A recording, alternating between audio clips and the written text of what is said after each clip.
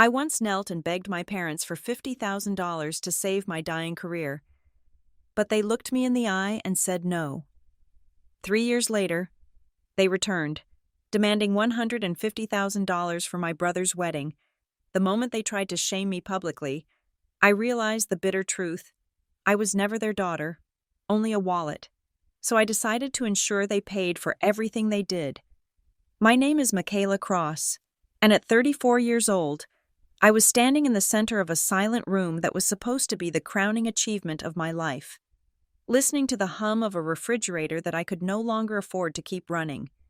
I lived in Spokane, Washington, a city that sits in a valley surrounded by mountains and pines, a place where the winters are gray and the summers are golden. But inside the four walls of Northcrest Performance Lab, the seasons did not matter. All that mattered was the balance sheet, and for the last 6 months, that sheet had been bleeding a bright, violent red.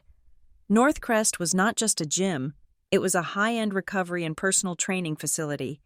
I had poured every ounce of my soul, every dollar of my savings, and every waking hour of my 20s into building it.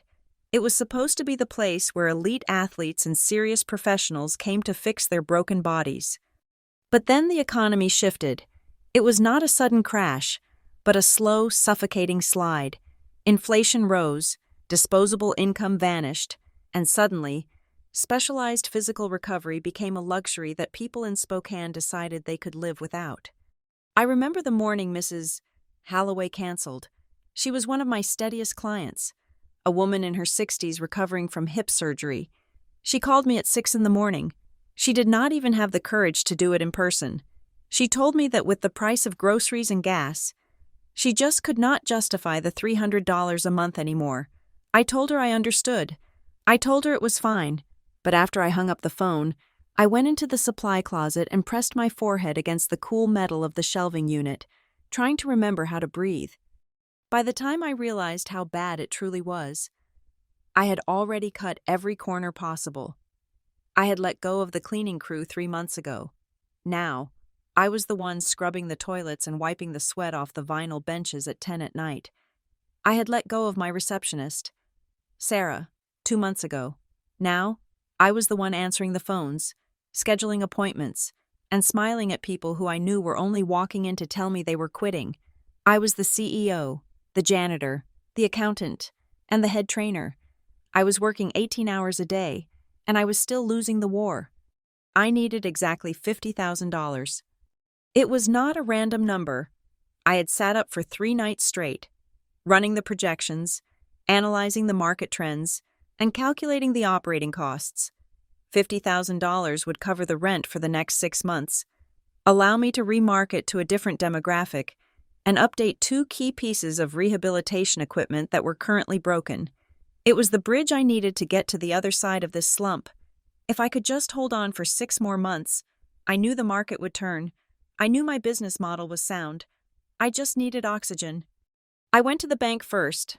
I put on my best blazer, printed out my portfolio, and sat across from a loan officer named Mr. Henderson, who looked like he had not smiled since 1995.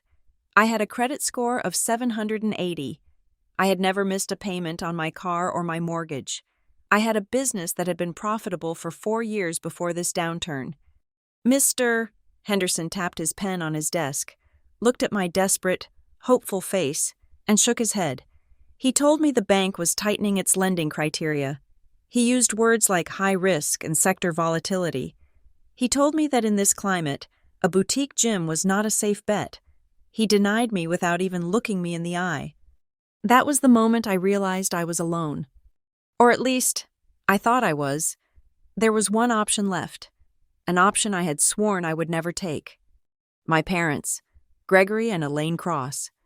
They lived across the country in Raleigh, North Carolina. We were not estranged, exactly. We talked on holidays. We exchanged polite text messages when someone had a birthday. But there was a distance between us, a coldness that had existed since I was a child. I was the independent one, the one who moved away, the one who did not need them, or rather, the one they did not need to worry about because they were too busy worrying about my younger brother, Logan. But desperate times strip away your pride. I booked a flight to Raleigh on a credit card that was already near its limit. I did not tell my husband, Evan. I did not want him to worry. He was already picking up extra shifts at the warehouse just to pay our home mortgage. This was my burden. Northcrest was my dream, and it was my responsibility to save it. I treated the trip like a business meeting. I did not go there to cry on my mother's shoulder. I went there with a proposal. I drafted a legal contract. I set the interest rate at 6%, which was higher than what a high-yield savings account would pay them. I created a repayment schedule that started in 12 months, giving me time to stabilize the business. I was not asking for a gift. I was offering them an investment. When I arrived at their house in Raleigh, everything looked exactly the same as it had 10 years ago. The lawn was manicured to a perfect green, not a blade of grass out of place. The white siding of the house gleamed in the afternoon sun. It was a picture of suburban perfection, a fortress of stability that stood in stark contrast to the chaos of my life in Spokane. My mother, Elaine, opened the door. She looked impeccable, wearing a cashmere sweater and pearls, her hair sprayed into a helmet of blonde perfection. "Michaela," she said, offering me a stiff hug that involved no actual contact between our bodies. "You look tired." "I've been working hard." "Mom," I said, stepping into the foyer that smelled of lemon polish and expensive candles. My father, Gregory, was in the living room, reading a newspaper on his tablet. He looked up over his reading glasses. "Hello, Michaela? Long flight?" "About 6 hours," I said. They did not ask how I was. They did not ask about Evan. They did not ask why I had flown 3,000 miles on a Tuesday with only 2 days' notice. They just sat on their pristine beige sofa and waited for me to speak. I sat in the armchair opposite them. My hands were shaking, so I clasped them tightly in my lap to hide the tremors. I reached into my bag and pulled out the binder I had prepared. It was thick, professional, and filled with charts, graphs, and the contract. "Mom, Dad," I started, my voice sounding thinner than I wanted it to. "I came here because I have a business proposition for you." I saw my father's eyes narrow slightly. He closed the cover on his tablet and set it down on the coffee table. "I know you respect hard work," I continued, trying to channel the confidence I used to have when I was pitching to new clients. "And you know how much Northcrest means to me. I built it from nothing, but the economic situation in Spokane has been difficult lately." I opened the binder and slid it across the mahogany table toward them. "I am currently facing a cash flow issue. It is temporary. I have a plan to restructure, but I need capital to bridge the gap. The banks are not lending to small businesses right now, regardless of credit history." I took a deep breath. This was it. "I am asking to borrow $50,000. I have drawn up a contract here. I will pay you 6% interest, which is better than the market rate right now. I will start repaying the principal in 12 months, and the loan will be fully paid off in 5 years. This is strictly business. I am not asking for a handout." Silence descended on the room. It was heavy and suffocating. I could hear the ticking of the grandfather clock in the hallway. My heart was hammering against my ribs so hard I thought they might be able to hear it. My father reached out and took the binder. He did not open it. He did not look at the projections I had spent sleepless nights creating. He did not look at the repayment schedule. He just rested his hand on top of it, as if to stop it from moving. He looked at my mother. They exchanged a glance that I could not decipher, a silent communication built on 40 years of marriage. Then, he looked back at me. His expression was not angry. It was not sad. It was completely indifferent. "We cannot do that, Michaela," my father said. His voice was calm, steady, and utterly final. I felt the blood drain from my face. "Dad, please, look at the numbers. I can pay you back. I just need—" "It is not about the numbers," my mother interrupted, her voice soft but possessing a steel core. "We simply do not have $50,000 to lend you right now." I blinked, confused. I knew my parents. I knew my father had retired with a substantial pension. I knew they had investments. They went on cruises to Europe twice a year. They drove new cars. The idea that they did not have access to $50,000 was a lie. and a bad one. I don't understand, I said, my voice trembling. Is it the interest rate? I can go up to 7%. I can… Michaela, stop, my father said, raising a hand. The answer is no. But why? I asked. The professionalism was cracking now. The desperation was seeping through. If I don't get this money, I lose the studio. I lose everything. I'm telling you. I will lose my livelihood. I'm drowning. Dad. I looked at them, searching for any sign of empathy, any sign of parental concern. I wanted them to ask me what I would do if I lost it. I wanted them to offer me a place to stay, or at least a comforting word. Instead, my mother smoothed a wrinkle in her skirt and looked at me with a pity that felt more like disdain. You always were too ambitious for your own good, she said. We told you that opening a gym was a risk. It's not a gym. It's a performance lab, I snapped, defending my dying dream even as it crumbled. And it worked for 4 years. I just need help. I am your daughter. My father sighed, the sound of a man who was inconvenienced by this entire conversation. He picked up the binder and slid it back across the table toward me. We have plans for our money, Michaela, he said. What plans? I demanded. What could be more important than your daughter losing her home and her business? You're going to renovate the kitchen again? You're going to buy a boat? It is for Logan, my father said. The name hung in the air like a guillotine blade. Logan, my brother, the golden child, the boy who had never finished a semester of college without dropping out, the boy who had wrecked 3 cars in 5 years, the boy who was currently working a part-time job at a golf course and living in an apartment that my parents paid for. Logan? I whispered. He is getting serious with that girl.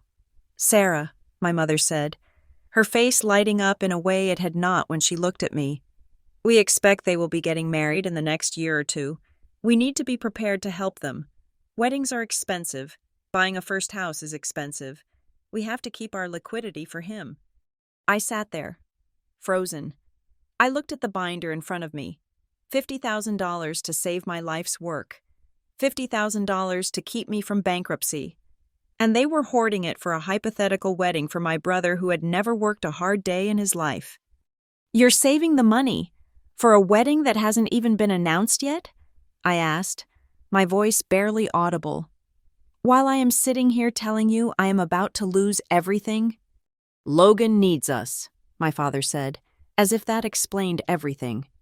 You are strong, Michaela. You always figure it out. Logan, he needs a safety net. That money is saved for your brother. I looked at them. I really looked at them. I saw the way they sat together, a united front. I saw the way they looked at me, like I was an intruder asking for charity, rather than their flesh and blood asking for a lifeline. They were not refusing because they couldn't help. They were refusing because they chose not to. They were choosing a potential party for their son over the survival of their daughter. I stood up. My legs felt weak, but I forced them to hold me. I picked up the binder. I did not scream. I did not throw things. The realization that washed over me was too cold for anger. It was a deep, freezing numbness. I see, I said. I understand perfectly. Don't be dramatic, Michaela, my mother said, reaching for her tea. You'll find another way. You always do. I turned around and walked to the door. I did not say goodbye. I did not look back. I walked out of that perfect house, into the humid North Carolina air, and got into my rental car.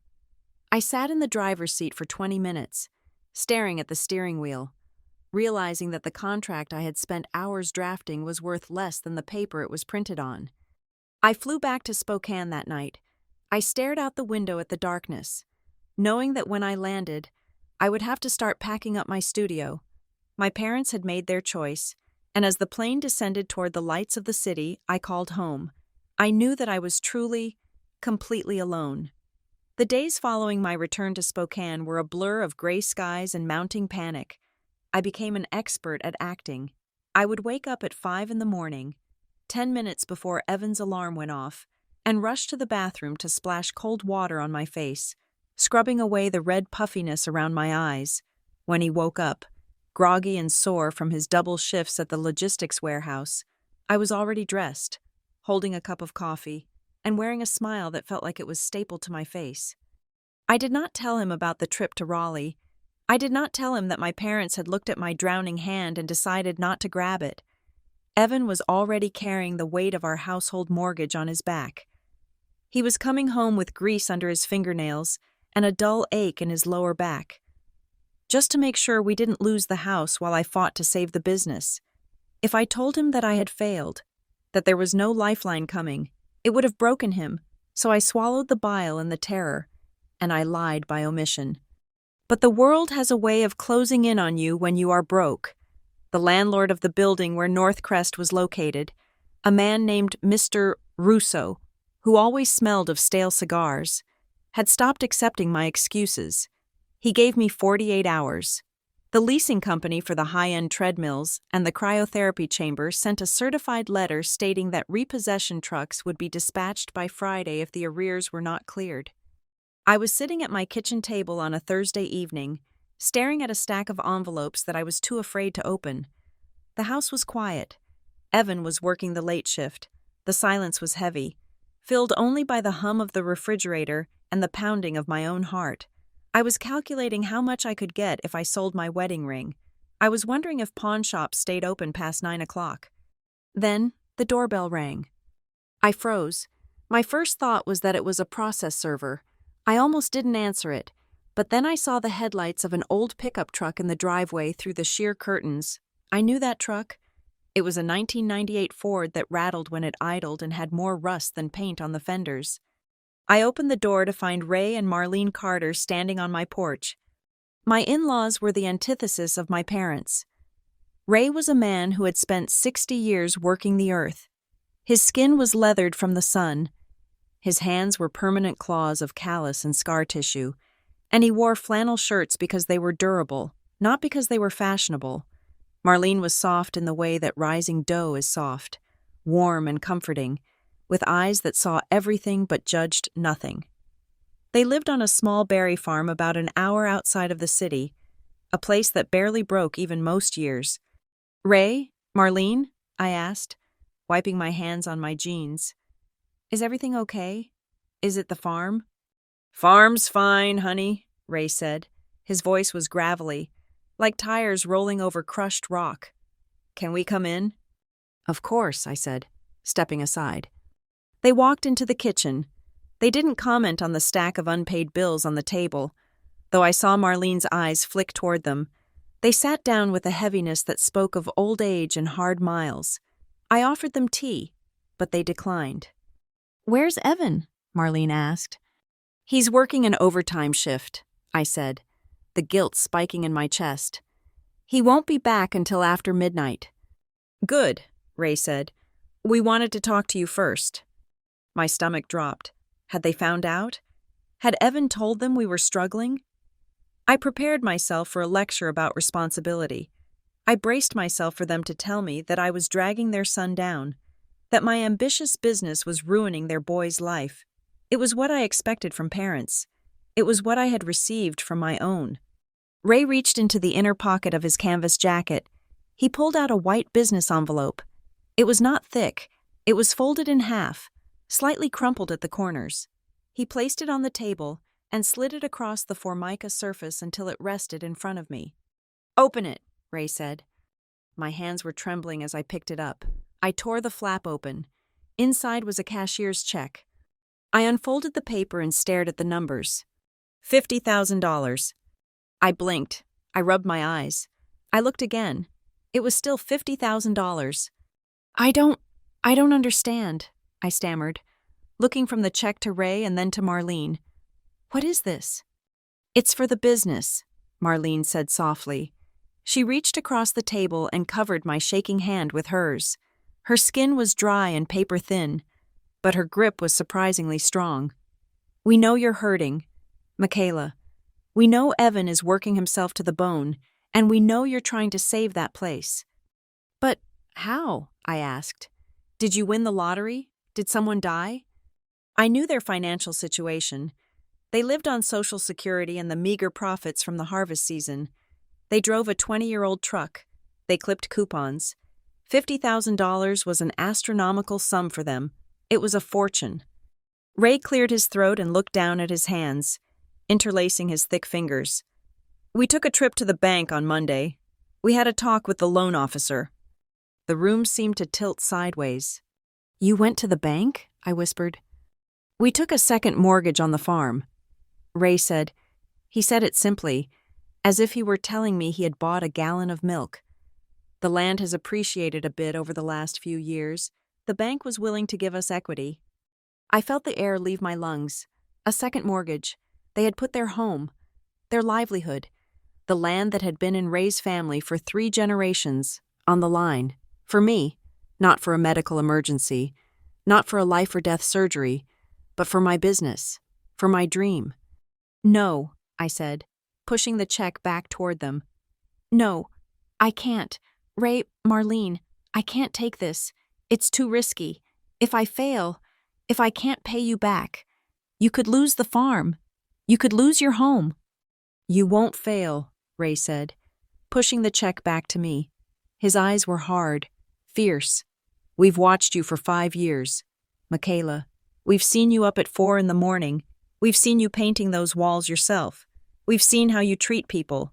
You're a fighter. A drought comes. The wheat crops die. But the strong roots hold on. You've got strong roots." "But $50,000, I choked out, tears beginning to spill over, hot and fast. "Ray, this is everything you have."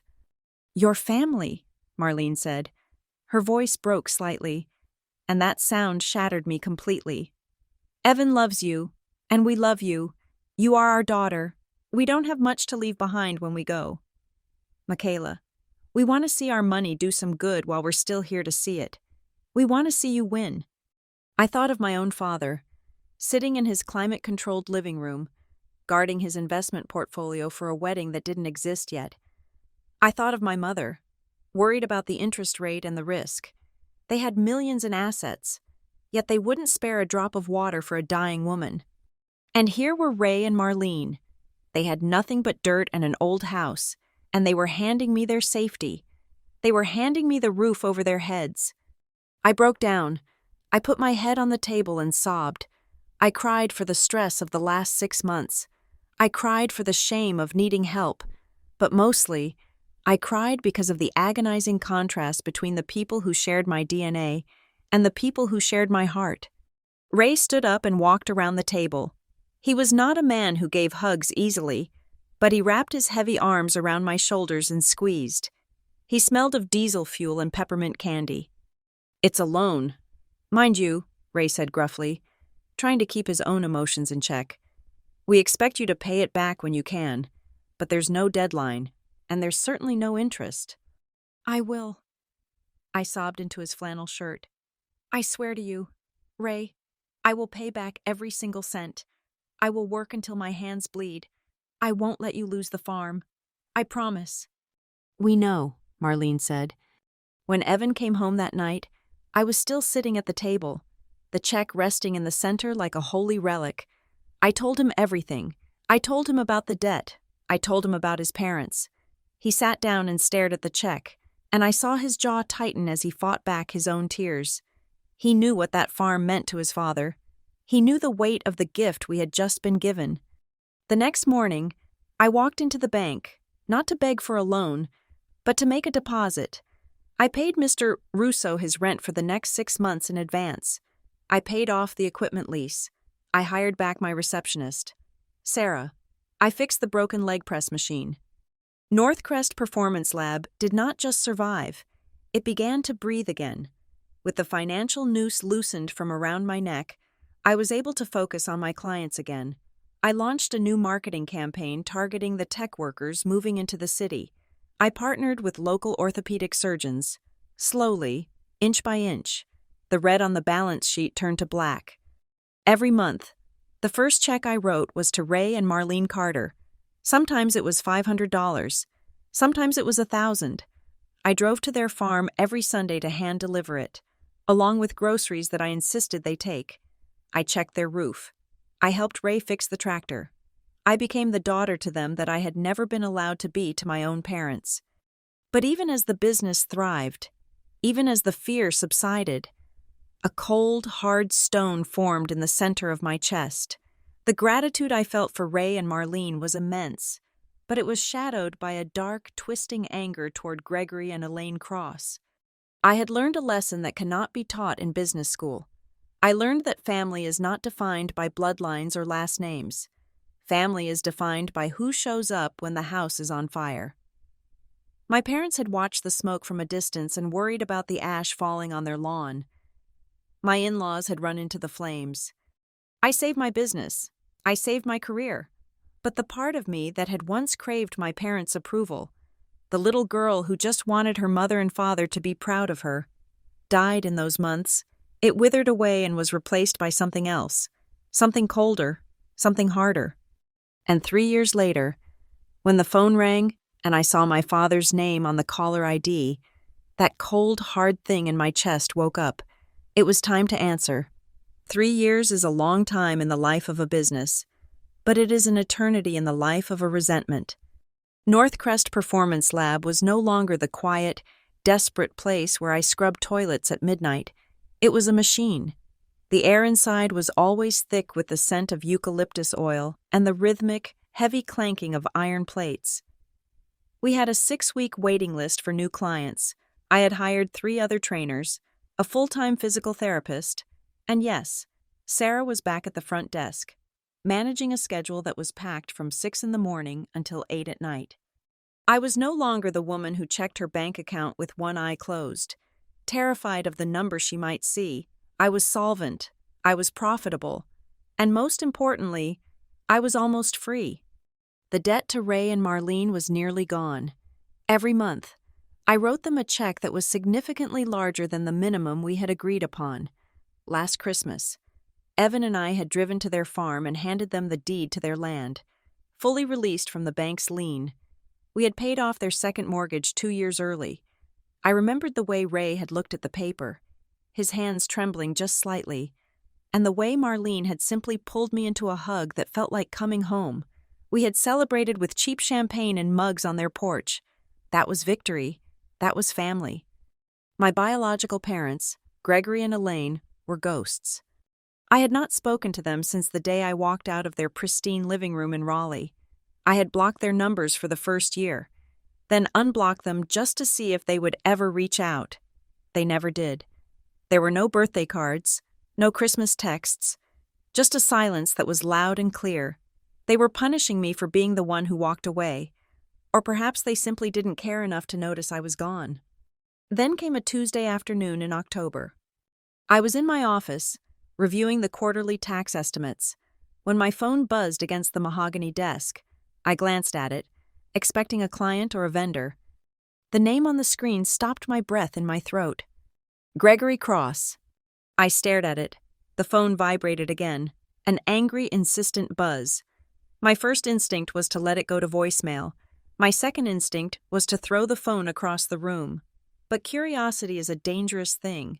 I wanted to know why. After 3 years of dead air, why now? I picked it up and swiped accept. I did not say hello. I just held the phone to my ear and waited. Michaela, my father's voice said. It was unchanged. It had that same clipped, authoritative tone that sounded like he was addressing a subordinate in a board meeting rather than his estranged daughter. You are hard to reach. I'm working, I said. My voice was steady. I was proud of that. What do you want, Gregory? I didn't call him Dad. I hadn't called him that in my head for a long time. Is that how you speak to your father? He asked. But there was no real heat in it. He didn't care about the honorific. He cared about the agenda. Your mother is here on the line as well. Hello? Michaela? My mother's voice chimed in. She sounded breathless, excited, in a way that usually meant she had spent money or was planning to. What do you want? I repeated. I was not going to give them the small talk. I was not going to give them the satisfaction of pretending we were normal. We have news, my father said. Important news. Your brother is getting married. I leaned back in my chair. Logan, of course. It always came back to Logan. Okay, I said. Congratulations to him. Is that all? He has found a wonderful girl, my mother interrupted, her voice speeding up. Her name is Ashley.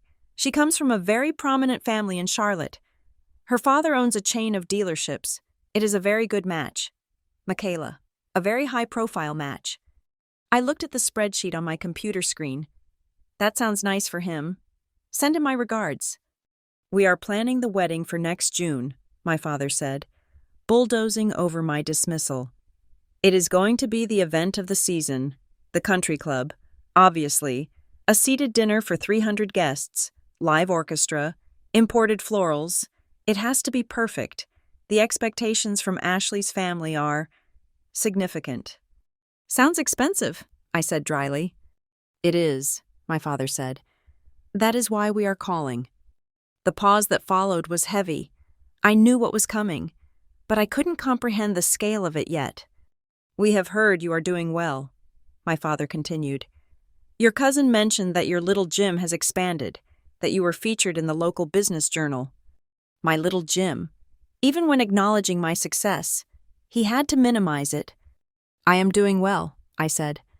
Good, he said, because we need everyone to pitch in, to make this wedding happen, to make it the caliber it needs to be for Logan's future. We are looking at a budget that is quite substantial. And? I asked. And we have calculated everyone's share, he said. We need you to contribute $150,000. I froze. The phone felt like a piece of ice in my hand.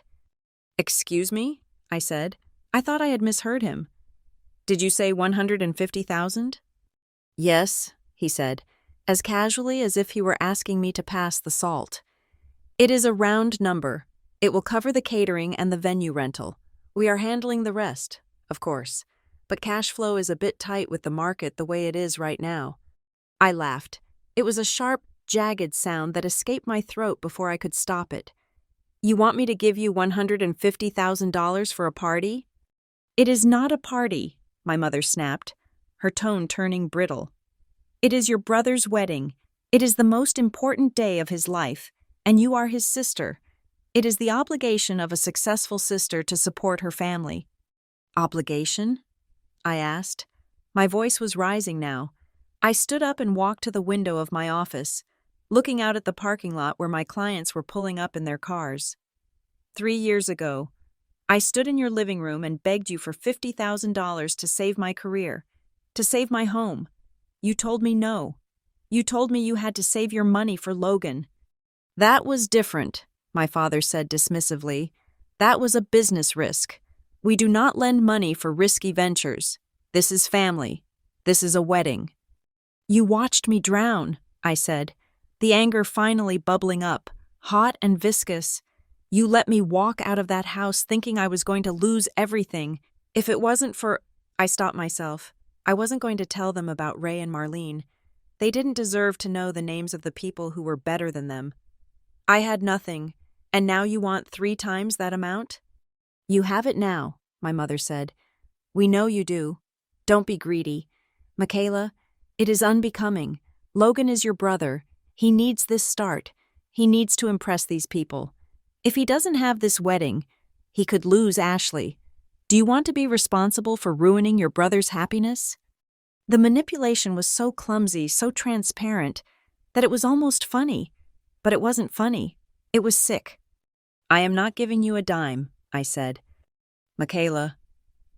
My father's voice dropped an octave, into that warning tone that used to make me tremble when I was 10. Do not be difficult. We are not asking. This is what is expected. We have already told Ashley's parents that the groom's family is covering the reception.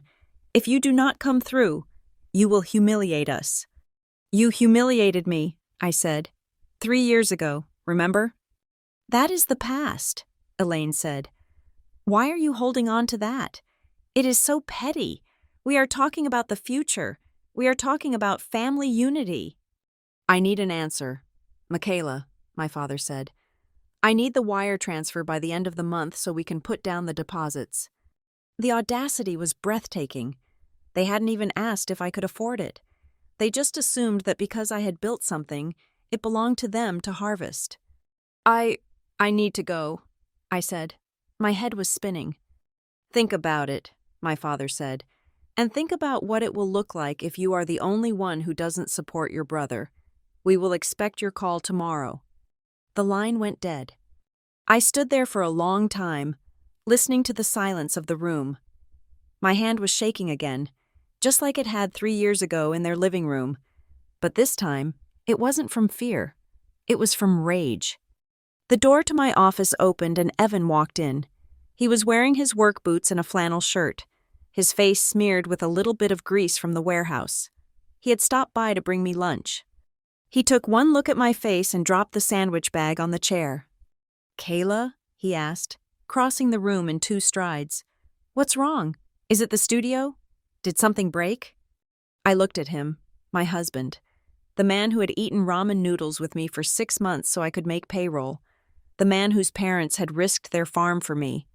"My parents called," I said. Evan's face hardened. His eyes, usually so warm, turned to flint. What did they want? "Logan is getting married," I said. "They want me to pay for it. They want $150,000. Evan didn't say anything for a moment. He just stared at me, processing the number. Then he let out a low, humorless whistle. 150, he repeated. That's a nice house in some parts of the country." "They said it's my obligation," I said, my voice sounding hollow. "They said because I'm successful now, I have to help. They said I'm being petty for bringing up the loan they refused." Evan reached out and took my hands.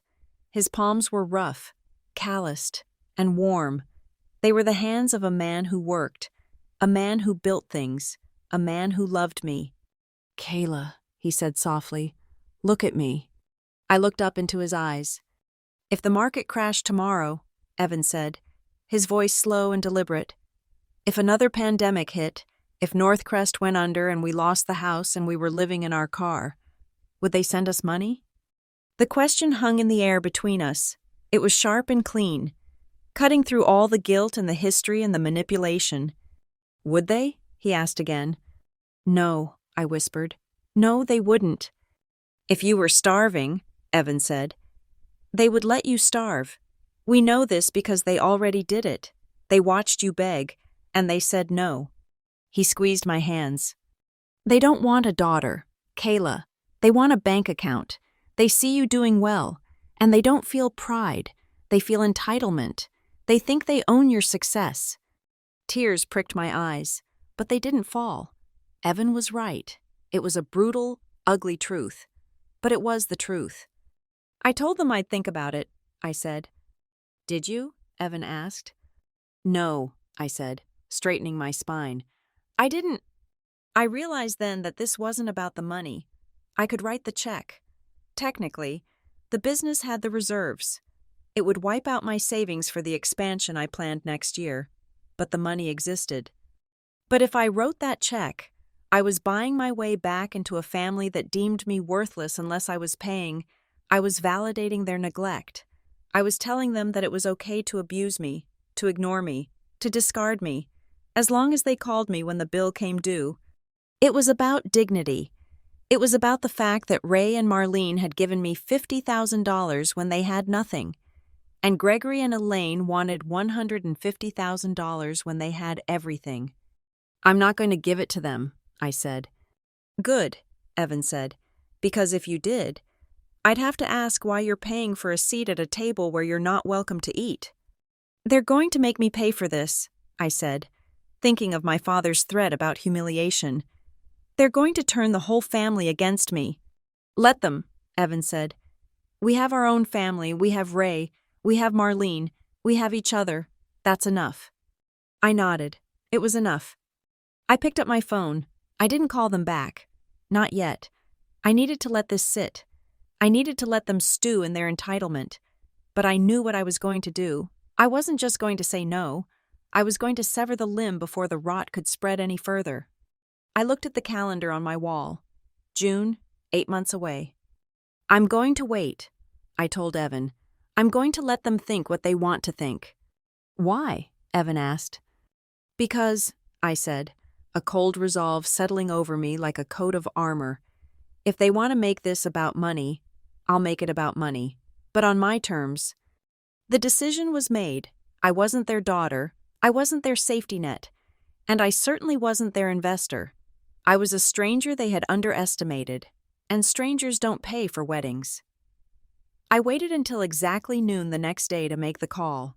I sat in my car in the parking lot of the studio, the engine idling, watching the rain streak against the windshield. I did not want to have this conversation inside the walls of North Crest. That place was sacred. It was built on my sweat and the kindness of the Carters. I would not let the toxicity of the Cross family seep into its foundation. I dialed my father's number.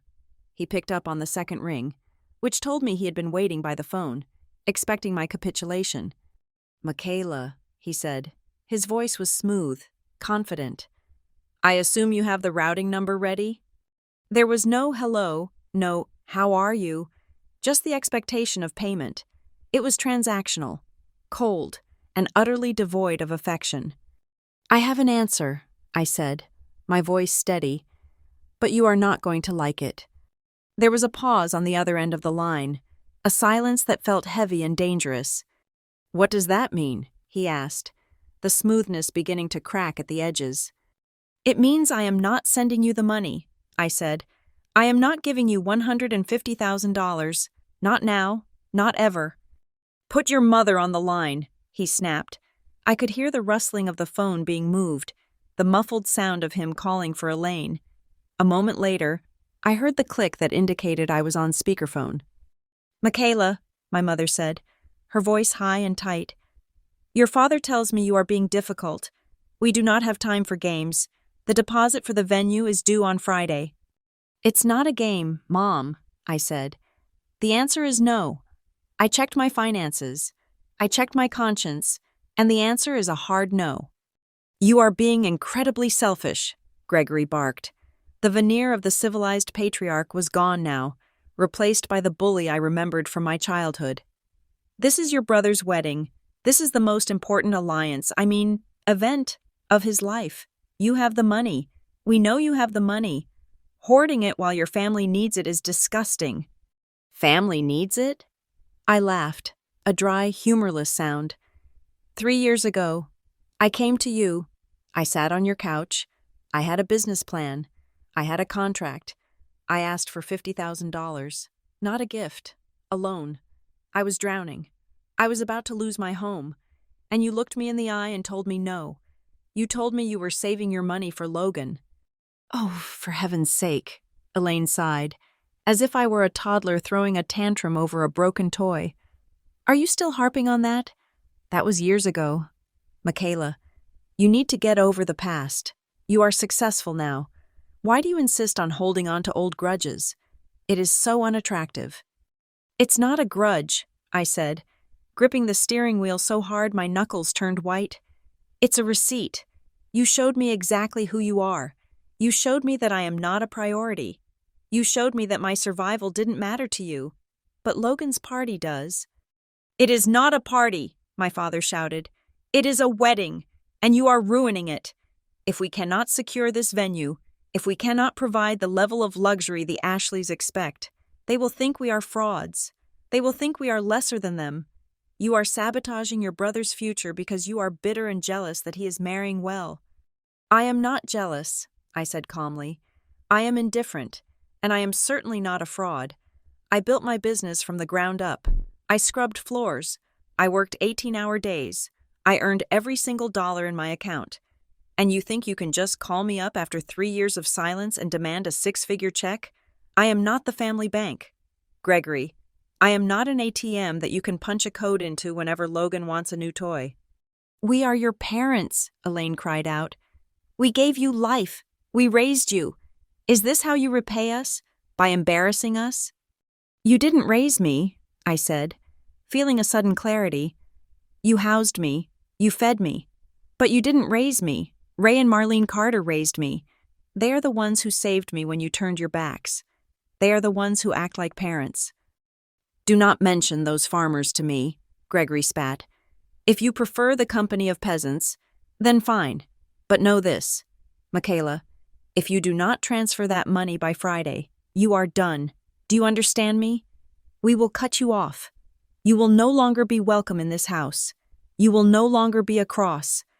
The threat hung in the air, vibrating through the speakers of my car. He thought he was holding a gun to my head. He thought the threat of exile would bring me to my knees. He didn't realize that I had already been in exile for 3 years, and it had been the most peaceful time of my life. "You can't fire me from a job I already quit, Dad," I said.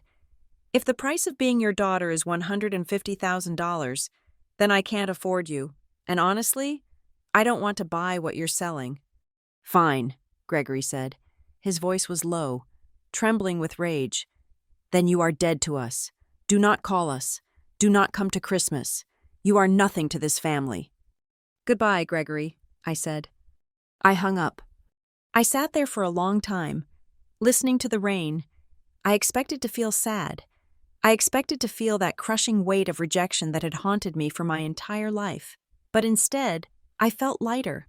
The cord was cut. The obligation was gone. But silence did not last long.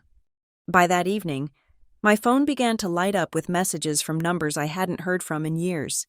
My aunts, my cousins, people who had never once called to ask how my business was doing or how I was recovering from the economic downturn. My Aunt Linda, my mother's sister, sent a paragraph-long text. "Your mother is devastated. She says you are refusing to help Logan because you are jealous of his fiancé. How can you be so petty? Family helps family. You should be ashamed of yourself." My cousin Mike, who I hadn't seen since he borrowed $200 from me 5 years ago and never paid it back, texted, "Heard you're rich now and too good for everyone. Nice way to treat your brother." They were spinning the narrative. Gregory and Elaine were masterful storytellers. They weren't telling people that they had demanded an exorbitant sum of money. They were telling people that I had promised to help and then reneged out of spite. They were painting me as the bitter, successful spinster sister who wanted to ruin the golden boy's big day. I didn't reply to any of them. I didn't defend myself. I knew that in a family system like ours, the truth does not matter. Loyalty to the hierarchy matters, and I had just committed treason. 2 weeks later, a heavy cream-colored envelope arrived in the mail. I found it in my mailbox, sandwiched between a utility bill and a flyer for a pizza place. It was thick, textured, and expensive. The return address was embossed in gold foil. I brought it inside and set it on the kitchen counter.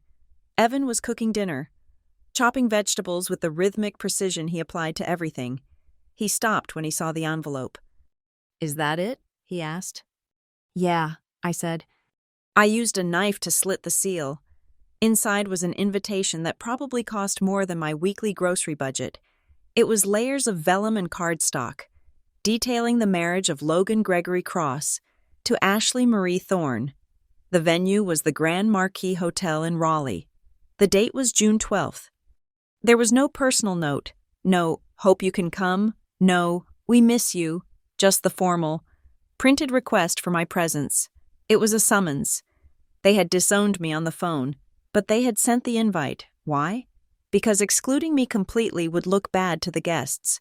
It would raise questions. They needed me there as a prop. They needed me to fill a seat so they could pretend they were a perfect, happy family. Or perhaps they thought that receiving the invite would guilt me into sending a check after all. "Are you going to throw it away?" Evan asked, wiping his hands on a towel. I looked at the invitation. I looked at the gold calligraphy that swirled like barbed wire. I said, "I should burn it." "But you're not going to," Evan said. It wasn't a question. He knew me too well. "If I don't go," I said slowly, "they win. If I don't go, I am the bitter sister who stayed home and sulked. I become the villain in the story they are telling everyone. They get to stand there and sigh and tell people, 'Oh, poor Michaela. She just couldn't handle Logan's happiness.'" "And if you go?" Evan asked. "If I go," I said, "I look them in the eye. I show them that I am not afraid. I show them that I am not ashamed. I show them that their rejection didn't break me." Evan walked over and wrapped his arms around me from behind, resting his chin on my shoulder. "You know it's going to be a nightmare, right?" They're going to ignore you, or worse, they're going to try to make you feel small. I know, I said, but I'm not small anymore. That's the difference. I turned around in his arms and looked at him. I want to go, but not to celebrate. I want to go to close the book. I need to see it. I need to see them one last time, in all their pretentious glory, so I can walk away and never look back. I need to be in the room when I realize I don't care anymore. Then we go, Evan said. I'll wear my best suit. We'll book a nice hotel. Not the one the wedding is at. Somewhere better. We'll make a vacation out of it. You'd do that? I asked. Walk into the lion's den with me? Honey, Evan smiled. A crooked, dangerous smile. I'm not walking into a lion's den. I'm walking into a circus, and I wouldn't miss the show for the world. I picked up the RSVP card. I checked the box that said, accepts with pleasure. It was a lie. There would be no pleasure, but there would be satisfaction. I filled in the number of guests, 2. I didn't write a check. I didn't send a gift from their registry. I mailed the card back the next morning. The months passed. I focused on the studio. I focused on Ray and Marlene. I focused on Evan. But in the back of my mind, the date of June 12th ticked closer like a bomb counting down. I heard through the grapevine of distant relatives that the wedding planning was chaotic. There were rumors of budget overruns, of frantic calls to other relatives for money. It seemed my $150,000 left a hole that Gregory and Elaine were struggling to fill. Good, I thought, let them struggle. Let them feel a fraction of the panic I felt when I was staring at eviction notices. But I had no idea just how desperate they had become. I had no idea that my refusal didn't just inconvenience them, it backed them into a corner. And a cornered animal is dangerous. As I packed my suitcase for Raleigh, placing my most elegant, armor-like dress on top, I thought I was going to a wedding to say a silent goodbye. I didn't know I was walking into a trap. I didn't know that Gregory and Elaine had one final play to make, one final attempt to extract value from the daughter they despised. They didn't just want my money, they wanted my reputation, and they were planning to take it in front of 300 witnesses. Ready? Evan asked, standing by the door with our bags. I took a deep breath, inhaling the scent of the home we had saved, the life we had built without them. Ready? I said. We walked out the door. I was not going home to Raleigh. I was going to war. The Grand Marquis Hotel in Raleigh was a monument to excess. It was a place where crystal chandeliers hung like frozen waterfalls from ceilings painted with faux Renaissance frescoes. And the carpet was so thick, it felt like walking on a sponge. The air smelled of expensive lilies, prime rib, and old money. It was exactly the kind of venue my parents would choose to announce to the world that the Cross family had arrived, even if they had to bleed themselves dry to pay for the rental. Evan and I walked into the ballroom at 6 o'clock sharp. I was wearing a dress the color of midnight, tailored to fit like a second skin. It was not a dress that asked for forgiveness. It was a dress that commanded attention. Evan wore a charcoal suit that we had bought specifically for this night. He looked handsome, steady, and entirely out of place among the sea of pastel tuxedos and chiffon gowns that filled the room. We moved through the crowd, searching for the seating chart. I kept my head high, my smile fixed and polite. I saw faces I recognized, relatives who had ignored my existence for 3 years, family friends who had likely heard the distorted version of the story. When our eyes met, they looked away quickly, pretending to examine their drinks or the floral arrangements. I was a ghost at the feast, a specter of disobedience that made everyone uncomfortable. I found my name on the chart, Table 39. I scanned the room. The tables near the head table, the ones draped in gold satin and adorned with towering centerpieces of white roses, were numbered 1 through 10. That was where the family sat. That was where the important people sat. Table 39 was in the back corner of the ballroom, directly next to the swinging double doors of the service kitchen. It was so far from the bridal party that we would need binoculars to see the toasts. Unbelievable, Evan muttered, tightening his grip on my hand. They put us by the bathrooms and the kitchen. They put the band closer than us. It is a statement, I said, my voice calm. "They want me to know my place. I am not family tonight. I am the help." We walked the length of the room, a long, humiliating march to the hinterlands of the reception. When we arrived at table 39, the other seats were occupied by a group of college students who I assumed were friends of the bride's younger cousins, and an elderly couple who looked confused about why they were there. There was no name card for me, just a generic place setting. As we sat down, the whispers started. It was a physical sensation, like the temperature in the room dropping a few degrees. I saw heads leaning together. I saw hands covering mouths. My hearing seemed to sharpen, picking up fragments of conversation from the tables nearby. "That's the sister," a woman in a red dress murmured to her husband. "The one Gregory was talking about." "She looks successful," the husband replied. "Why wouldn't she help?" "Greed," the woman hissed. "Elaine said she turned her back on them completely." I picked up my water glass and took a sip. The water was warm. Then I saw my father. Gregory was standing near the bar, holding a tumbler of scotch. He was surrounded by a group of men in expensive suits.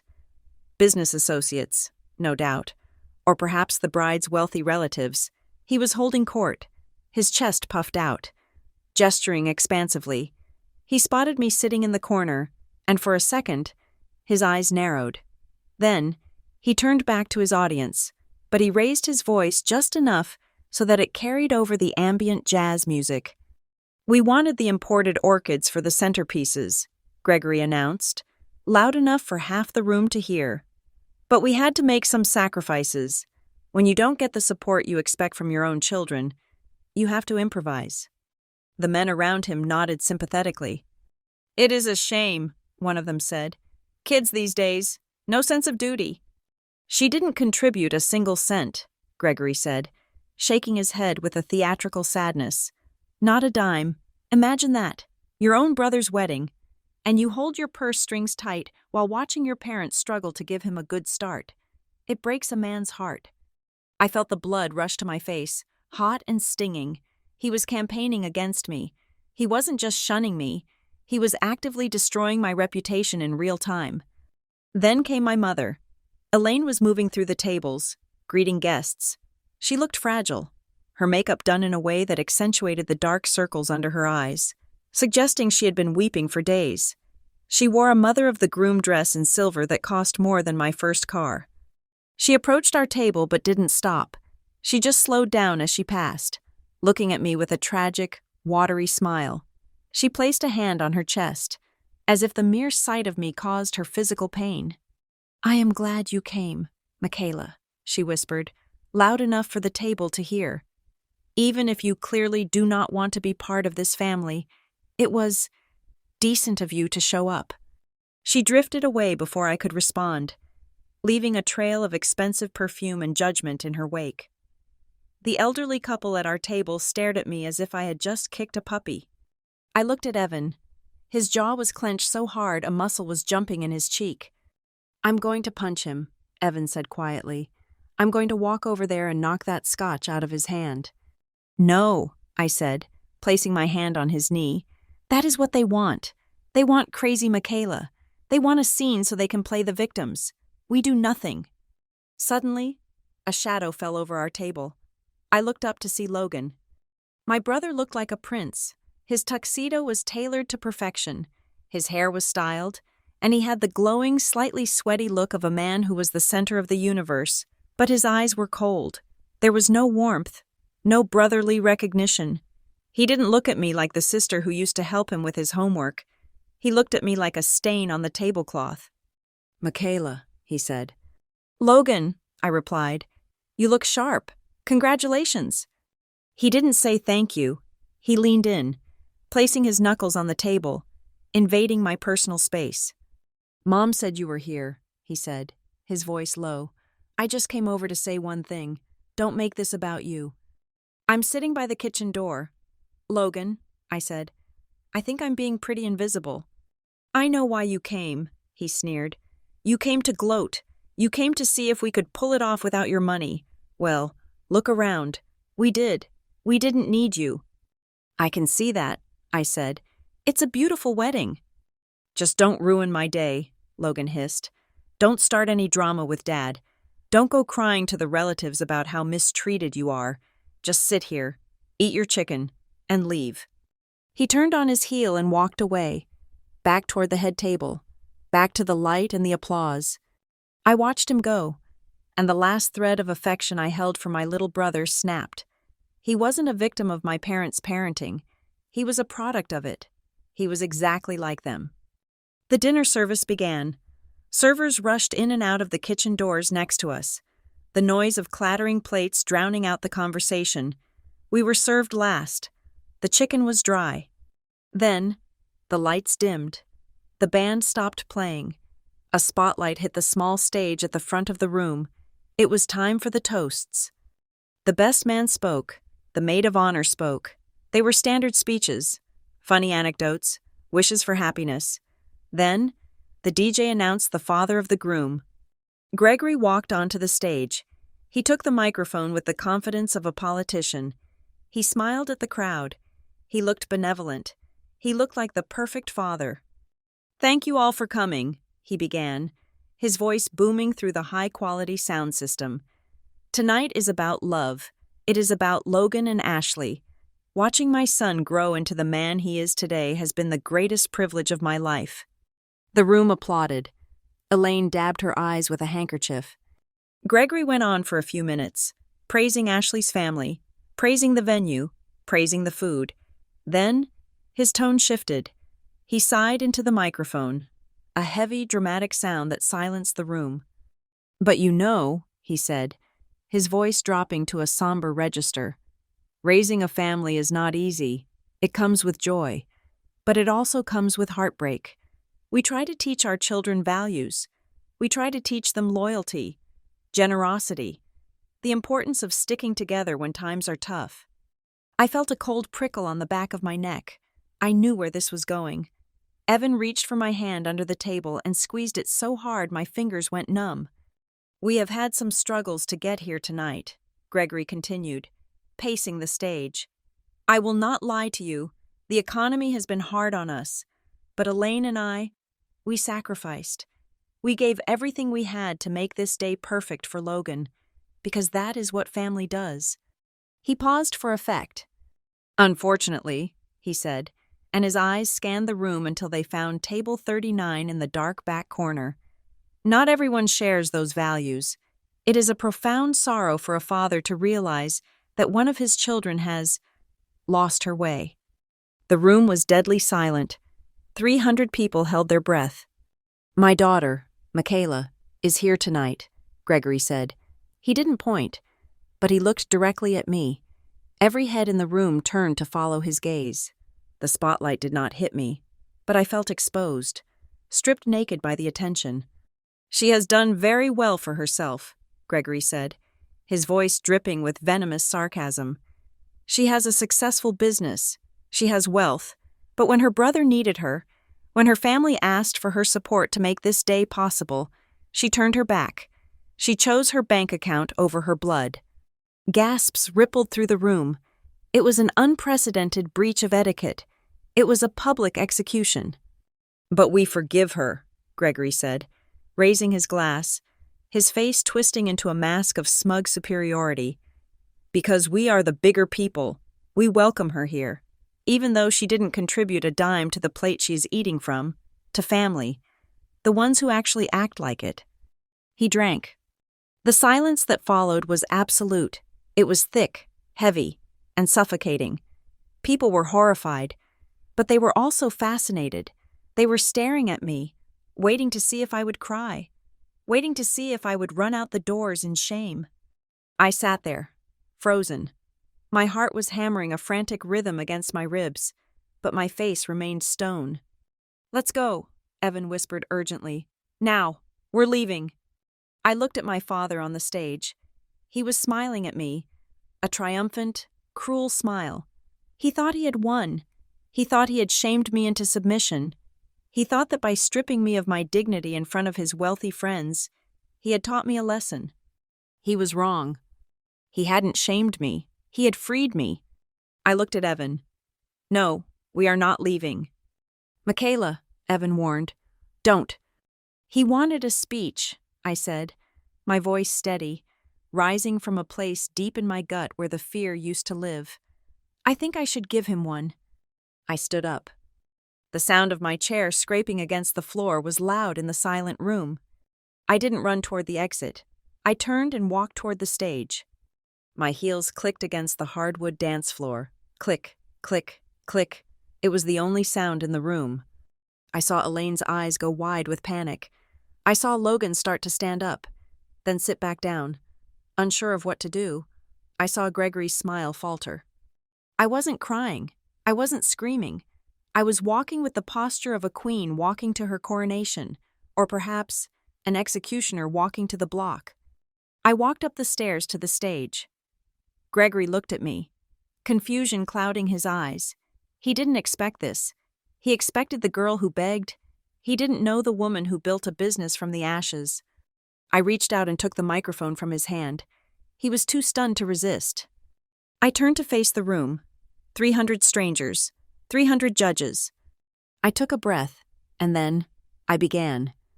Give me 60 seconds, I said. My voice did not shake. It was amplified by the speakers, booming out over the stunned silence of the ballroom. My father just asked for 60 seconds of your time to tell you a story about a prodigal daughter. I am asking for the same courtesy to correct the record. Gregory took a step toward me, his face flushing a deep, dangerous red. Give me that microphone, he hissed, reaching for it. I pulled back, just out of his reach. You already had your turn. Dad, you wanted to talk about family obligations. You wanted to talk about money. So let us talk about it. I turned to the audience. I saw Ashley, the bride, staring at me with her mouth slightly open. I saw her parents, the wealthy car dealership owners, looking from me to Gregory with narrowing eyes. They were business people. They knew the smell of a bad deal. 3 years ago, I said, looking directly at the head table. I sat in my parents' living room. I was losing my business. I was losing my home. I asked to borrow $50,000. I presented a repayment plan with interest. I was not asking for a handout. I was asking for a lifeline. This is inappropriate, Elaine shrieked from her seat. She stood up, knocking over her champagne glass. Stop her! Someone stop her! Sit down. Mom, I said. I didn't yell, but the microphone made it a command. I am not finished. I reached into the small clutch purse I had brought with me. My hand closed around the HDMI adapter I had packed. It was a gamble, but I had seen the setup earlier. The podium had a laptop connected to the massive projection screen behind the stage, which was currently displaying a loop of Logan and Ashley's engagement photos. I stepped to the side of the podium, unplugged the laptop, and plugged in my phone. The screen flickered. The smiling faces of the happy couple vanished. In their place appeared a PDF document. It was grainy because of the size, but the numbers were legible. This is a copy of my business financials from that year, I said, pointing to the screen. You can see the red ink. You can see the desperation. And this, I swiped on my phone screen, and the image changed. Is the email my father sent me the day after I visited them. The text on the screen was short. Michaela, we have discussed your request. We cannot risk our capital on a failing venture. We must preserve our liquidity for Logan's future needs. Do not ask again. The room erupted in low murmurs. The visual proof was jarring. It stripped away the loving parents narrative instantly. He told you tonight that I chose my bank account over my blood, I continued, my voice cutting through the noise. But the truth is, when I was drowning, they told me to save myself, and I did. But I did not do it alone. I looked at table 39. I saw Ray and Marlene Carter sitting there, looking terrified for me, holding hands. The people who saved me are sitting by the kitchen door, I said, and I saw heads turn toward the back of the room. Ray and Marlene Carter, farmers. They do not have millions in investments. They do not have a country club membership. They mortgaged their farm. They risked the only roof over their heads to give me the $50,000 my own parents refused. I saw Marlene cover her face with her hands. "That is what family does," I said, echoing my father's earlier words. "Family sacrifices. Family shows up. Ray and Marlene are my family. The people on this stage, they are just the people who share my DNA." "Cut the sound," Gregory roared at the sound technician in the back. "Cut the mic." But the technician, a young guy in a black t-shirt, didn't move. He was staring at the stage, mesmerized. This was better drama than any wedding playlist. "And finally," I said, "let us address the accusation that I did not contribute a dime to this wedding." I swiped my phone screen again. A screenshot of a bank transfer appeared. It was dated 2 weeks ago. It was a transfer of $5,000 from my account to Logan's. "I sent $5,000 as a wedding gift," I said. "It is not $150,000, certainly, but it is a significant amount of money. It is a gift given by a sister who was exiled for 3 years. "Liar," Logan shouted, standing up at the head table. "You never sent that." "Check your texts, Logan," I said. I swiped one last time. A text message exchange appeared on the massive screen behind me. Sender: Logan Cross. Date: May 28th. Content: "Is this a joke? $5,000? Dad said you were covering the venue. We need $150,000. If you aren't sending the full amount, don't insult me with this trash. Keep your charity." The gasp that went through the room sucked the oxygen right out of the air. It was a physical blow. The bride's mother put a hand to her chest, looking as if she might faint. Ashley looked at Logan with horror. The wealthy guests, the ones Gregory was trying so hard to impress, looked at the screen with absolute disgust. The mask had not just slipped, I had ripped it off and set it on fire. "I did not refuse to help," I said, looking at Logan, whose face had gone pale. "I refuse to be extorted. I refuse to pay a ransom for a relationship that you only value when there is a $sign attached to it." Gregory lunged for me then. He abandoned all pretense of civility. He rushed across the few feet separating us, his hand grabbing the microphone stand. "You ungrateful little wretch!" he screamed, his voice cracking without the amplification, but still audible in the dead silence. "Get off my stage! Get out!" He wrestled the microphone from my hand. The feedback squealed, a high-pitched shriek that made everyone cover their ears. I let him take it. I didn't fight him. I didn't need the microphone anymore. The evidence was burned into the retinas of 300 people. I stepped back, smoothing the front of my dress. I looked at my father, who was standing there panting, clutching the microphone like a weapon, looking small and petty and vicious. "You wanted everyone to know who I am," I said to him, my voice calm and clear in the sudden quiet. "Now they know, and more importantly, they know who you are." I turned to the room one last time. "Family is not a place where you're drained dry and then scolded for being ungrateful," I said. No, wait, I was speaking English. My mind was racing so fast the languages blurred. I took a breath. "Family is not a place where you are drained dry and then scolded for being ungrateful. It is a place where you are loved. I hope you all enjoy the chicken. I hear it was expensive." I unplugged my phone. The screen behind me went black. I walked down the stairs. I did not look at Elaine, who was sobbing loudly, not out of sorrow, but out of humiliation. I did not look at Logan, who was frantically trying to explain the text message to his new wife. I walked straight to table 39. Evan was standing there, his jacket buttoned, ready. Ray and Marlene stood up as I approached. "Let's go," I said. Evan offered me his arm. I took it. We walked toward the exit. The path was long. We had to walk past the tables of the wealthy, the influential, the judgmental. But nobody judged me. As I passed, people looked down at their plates. Some looked at me with awe. A few even nodded. The silence was total. No forks clinking, no glasses clinking, just the sound of our footsteps on the marble floor of the foyer as we left the ballroom. We walked out of the Grand Marquis Hotel and into the humid night air of Raleigh. My heart was pounding so hard I thought it might bruise my ribs, but my hands were steady. Was that too much? I asked Evan as we reached the valet stand. The adrenaline was starting to fade, replaced by a sudden wave of exhaustion. Evan stopped and turned me toward him.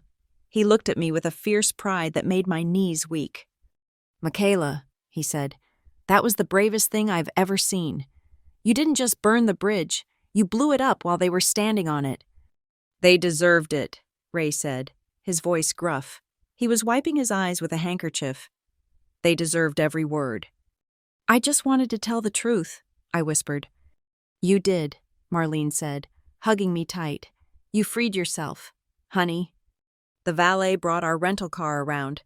As we got in, I looked back at the hotel entrance. I expected to see Gregory running after us, or security guards coming to escort us off the premises, but the doors remained closed. Inside that ballroom, the Cross family was trying to salvage the wreckage of their social standing. They were trying to spin a story that no longer held water. I knew this wasn't over. People like Gregory and Elaine do not accept defeat gracefully. They do not learn lessons. They seek revenge. But as we drove away, leaving the lights of the hotel in the rearview mirror, I knew one thing for certain. I was no longer their victim. I was their adversary, and I was ready for whatever came next. We drove in silence for a while, the city lights blurring past. "Where do you want to go?" Evan asked. "We still have the hotel reservation at the other place." "No," I said. "I don't want to stay in Raleigh tonight. I want to drive. Let's just drive." "Okay," Evan said. "We drive." My phone buzzed in my purse. Then it buzzed again and again. It was a continuous vibration, a swarm of angry hornets. I took it out and looked at the screen. It was locked, but the notifications were piling up. Missed calls from Gregory, missed calls from Elaine, a text from Logan that started with a string of profanities. I didn't unlock it. I held the power button down. I watched the screen fade to black. "It's done," I said. But I was wrong. It wasn't done. The silence I had left behind in that ballroom was not the end of the war. It was the signal for a new, darker phase to begin. I had humiliated a narcissist in front of his audience. I had exposed a golden child in front of his bride. I had taken away their control. And as I would soon find out, there is nothing more dangerous than a family that feels they have lost their power over you. The fire in the ballroom was metaphorical. The fire that was coming next would be very, very real. The silence that followed the wedding was not peaceful. It was heavy, like the low-pressure system that precedes a tornado. I had blocked them all: Gregory, Elaine, Logan, even the aunts and cousins who had acted as their flying monkeys. I deleted my social media apps from my phone to stop the urge to check if they were spinning new lies about me. I wanted to believe that the bridge was burned, the ashes were swept away, and I could finally go back to my life in Spokane with Evan and the business I had fought so hard to save. But narcissists do not let you walk away with the last word. If they cannot control you, they will destroy you. It started 10 days after the wedding. I walked into Northcrest Performance Lab at 6 a.m, coffee in hand, ready for my first client. Sarah, my receptionist, was already at the desk. She looked pale. She was staring at the computer screen, her hand covering her mouth. "What is it?" I asked, setting my bag down. "Did the HVAC break again?" "No," Sarah said, her voice trembling. "Michaela, have you looked at the Google reviews today?" I walked around the desk and looked at the monitor. My stomach dropped. Overnight, Northcrest had received 43 new reviews. Every single one of them was 1 star. "The owner is mentally unstable and screamed at me during a session. Found mold in the showers. Health hazard. Avoid at all costs. They steal your credit card information. I had unauthorized charges after visiting. Michaela Cross is a thief and a liar, unprofessional and dangerous." I scrolled through them. The names were fake. Generic handles like User12 or obvious pseudonyms, but the damage was real. Our overall rating, which had been a pristine 5 stars for years, had plummeted to 2.5. "It's a bot attack," I said, though I knew it wasn't just bots. The language in some of them was personal. specific insults about my character that echoed the things my father had screamed at me. "The phone has been ringing since I got here," Sarah said. "People canceling. 2 new clients asked for refunds on their deposits." "Ignore them," I said, trying to project a calm I didn't feel. "Flag them as spam. Reply to each one stating we have no record of them as clients." But it didn't stop there. By noon, the health department inspector walked in. He had received an anonymous tip about black mold and rat infestations in our locker rooms. He found nothing, of course, because my gym was spotless. But the inspection took 3 hours and rattled my staff. 2 days later, the state licensing board contacted me. Someone had filed a formal complaint claiming I was practicing physical therapy without a license. A blatant lie, as I hired licensed PTs and stuck strictly to strength conditioning myself. But it meant paperwork, lawyers, and headaches. I knew who it was. I didn't have proof, not yet, but I knew. Gregory was unleashing a war of attrition. He couldn't get my money, so he was going to burn down the source of it. He wanted to prove that without him, I was nothing. He wanted to break me so I would come crawling back, begging for forgiveness.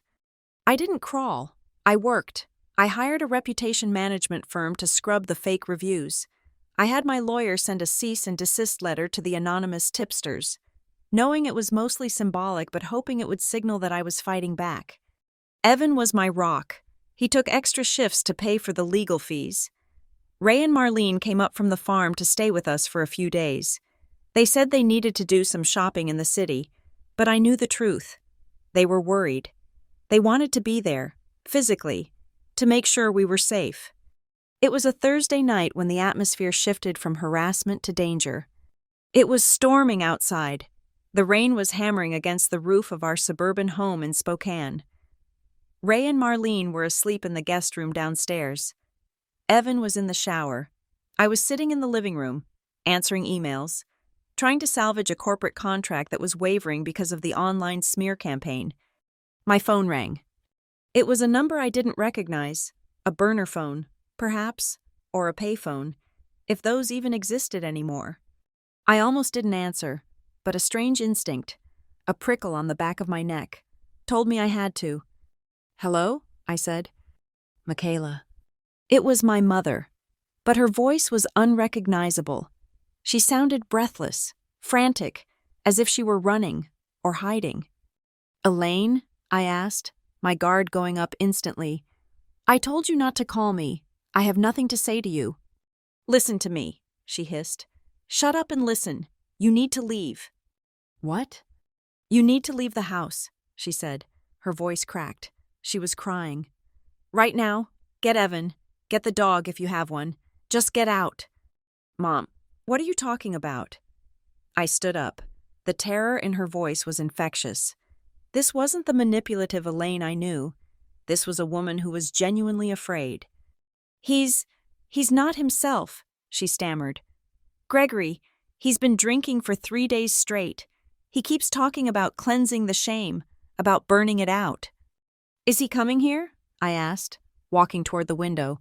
I looked out into the dark, rainy street. "Is he in Spokane?" "I don't know where he is," Elaine sobbed. "He left yesterday. He took the truck. Michaela, please, just go. I think he hired someone. Or he did it himself. I found the withdrawals. Cash. Lots of cash." "Who did he hire? Mom, tell me." I don't know. Just run." The line went dead. I stood there for a second, the phone pressed to my ear, the dial tone buzzing. Was this a game? Another psychological trick to make me paranoid? To make me sleep in a hotel so they could laugh about it? Then I smelled it. It was faint at first, masked by the smell of the rain and the scented candle I had burning on the coffee table, but then it grew stronger, acrid, chemical. Gasoline. And then smoke. "Evan!" I screamed. I dropped the phone and ran toward the hallway. "Evan, get out!" I didn't wait for an answer. I sprinted to the guest room and threw the door open. Ray and Marlene were already sitting up, confused by my scream. "Fire!" I yelled. "We have to go, now!" The smoke detectors finally woke up. The piercing shriek of the alarm tore through the house. Beep, beep, beep, beep, beep, beep. I heard Evan running down the hall, a towel wrapped around his waist, his hair still full of shampoo. "What's happening?" he shouted over the alarm. "Someone set the house on fire," I yelled back. "The back porch. I smell gas." We ran to the kitchen. Through the sliding glass doors, I saw it. The back deck was not just burning, it was an inferno. The flames were licking up the siding, fed by something that made them roar with an unnatural intensity. The heat radiated through the glass even before it shattered. Crash! The glass door exploded inward. Smoke billowed into the kitchen, thick and black and choking. "Front door!" Ray shouted. He grabbed Marlene's hand. He moved with a speed that belied his 70 years. "Don't grab anything, just move." We scrambled toward the front of the house. The hallway was filling with gray haze. My eyes stung. My throat burned. I grabbed my purse from the entry table, pure instinct, and unlocked the deadbolt. We spilled out onto the front lawn, into the pouring rain. The cold water felt shocking against my skin. We ran across the grass, not stopping until we were on the sidewalk, safe under the streetlights. I turned around. The back of my house was a wall of orange. The flames were dancing on the roof now. The rain was doing nothing to stop them. If we had been asleep, if Elaine hadn't called. "Oh my God," Marlene whispered, clinging to Ray. "Oh my God." Evan wrapped his arms around me. He was shivering, partly from the cold, partly from the shock. "Are you okay? Is everyone okay?" "I'm okay," I coughed. "I'm okay." Neighbors were coming out of their houses now. Someone was shouting that they had called 911. I heard the distant wail of sirens approaching. I looked at the fire. It wasn't just a fire. It was a message. It was hate made manifest. "My mother called," I whispered to Evan.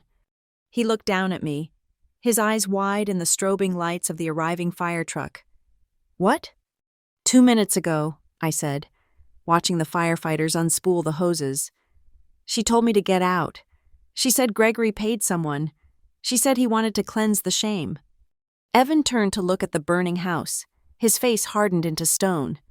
"They did this?" "They tried to kill us," I said. The realization settled in my stomach like lead. This wasn't just revenge anymore. It wasn't drama. It was attempted murder. The next 3 hours were a blur of flashing lights and questions. The firefighters put the blaze out before it consumed the whole structure. But the back half of the house was gone. The kitchen, the guest room where Ray and Marlene had been sleeping. If we had been 5 minutes slower, they would be dead. We sat in the back of an ambulance, wrapped in gray blankets. The fire marshal, a grim-faced woman named Captain Henderson, walked over to us. She was holding a flashlight and a clipboard. "Mrs. Cross?" she asked. "Yes," I said. "Everyone is safe?" "Yes." She clicked her pen.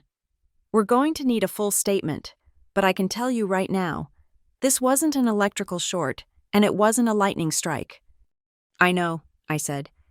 "We found traces of an accelerant poured along the foundation of the deck and the back door," she said, "and we found a gas can in the alleyway behind your fence. This was arson. Mrs. Cross, targeted." I nodded. I wasn't surprised. "Do you have any enemies?" she asked. "Disgruntled employees? Anyone who would want to hurt you?" I looked at Evan. I looked at Ray and Marlene, who were sitting on the curb, shaken but alive. I thought about the wedding. I thought about the text messages. I thought about Elaine's voice, terrified and guilty. "Yes," I said. "I know exactly who did this." "Can you give us a name?" Captain Henderson asked. "I can give you 3, I said. "But I need you to understand something. These people, they are wealthy, they are connected, and they live on the other side of the country. Arson is a felony regardless of zip code," she said. "But I knew the police moved slow. They needed evidence. They needed to trace the accelerant, check fingerprints, subpoena phone records. It would take weeks. Gregory would cover his tracks. He would claim he was at a country club mixer. He would say someone stole his truck. He would say Elaine was hysterical and off her meds. I couldn't wait for the law to catch up. Not when they were willing to burn my parents-in-law alive to get to me. I looked at my house, steaming in the rain. It was wounded, charred, but it was still standing, just like me. I'm going to find them, I told Evan quietly. I'm not going to wait for the detective to file a report. I'm going to find the money trail. Mom said he paid cash. She said he made withdrawals. Elaine is the key, Evan said. She warned you. She cracked. She didn't crack enough, I said. She warned me, but she didn't stop him. She's still protecting him, but I have the recording. You recorded the call? My phone records all calls from unknown numbers automatically since the harassment started, I said. I have her voice on tape saying he did it. I stood up and let the blanket fall from my shoulders. The cold rain felt good now. It felt like fuel. I'm going back to Raleigh, I said. We're going back to Raleigh, Evan corrected me. No, Ray said from the curb. He stood up, his face smeared with soot, looking like a vengeful old prophet. We are all going back to Raleigh. Nobody burns my son's house down. I looked at this family, my real family, battered, smoky, homeless for the night, but absolutely unbroken. Okay, I said. We go to war? But this time, I wouldn't be walking onto a stage with a PowerPoint presentation. I would be walking into their lives with a forensic audit and a team of investigators. I would track the rental car. I would track the burner phone. I would find the person Gregory paid. And I would make sure that by the time I was done, the only thing Gregory Cross would be wearing was an orange jumpsuit. Let's go to a hotel, I said. I have some calls to make. The thriller was no longer a story happening to me. I was writing the ending now. And it was going to be a tragedy for the Cross family. The morning after the fire, we did not go to the police station to wait for answers. We went to a sleek, glass-walled office in downtown Spokane to buy them. I had hired Eleanor Sterling, the most aggressive civil litigator in the state, and she had brought in Julian Vance, a private investigator whose rates were high enough to make me wince, even with my business doing well. Vance was a former forensic accountant for the FBI. He did not look like a gumshoe from a noir novel. He looked like a math professor, wearing a tweed jacket and wire-rimmed glasses, but within 48 hours, he dissected my family's life with the precision of a surgeon. We gathered in the conference room of the hotel suite, where Evan, Ray, Marlene, and I were staying. The air was thick with the smell of stale coffee and tension. Vance placed a thick file on the table.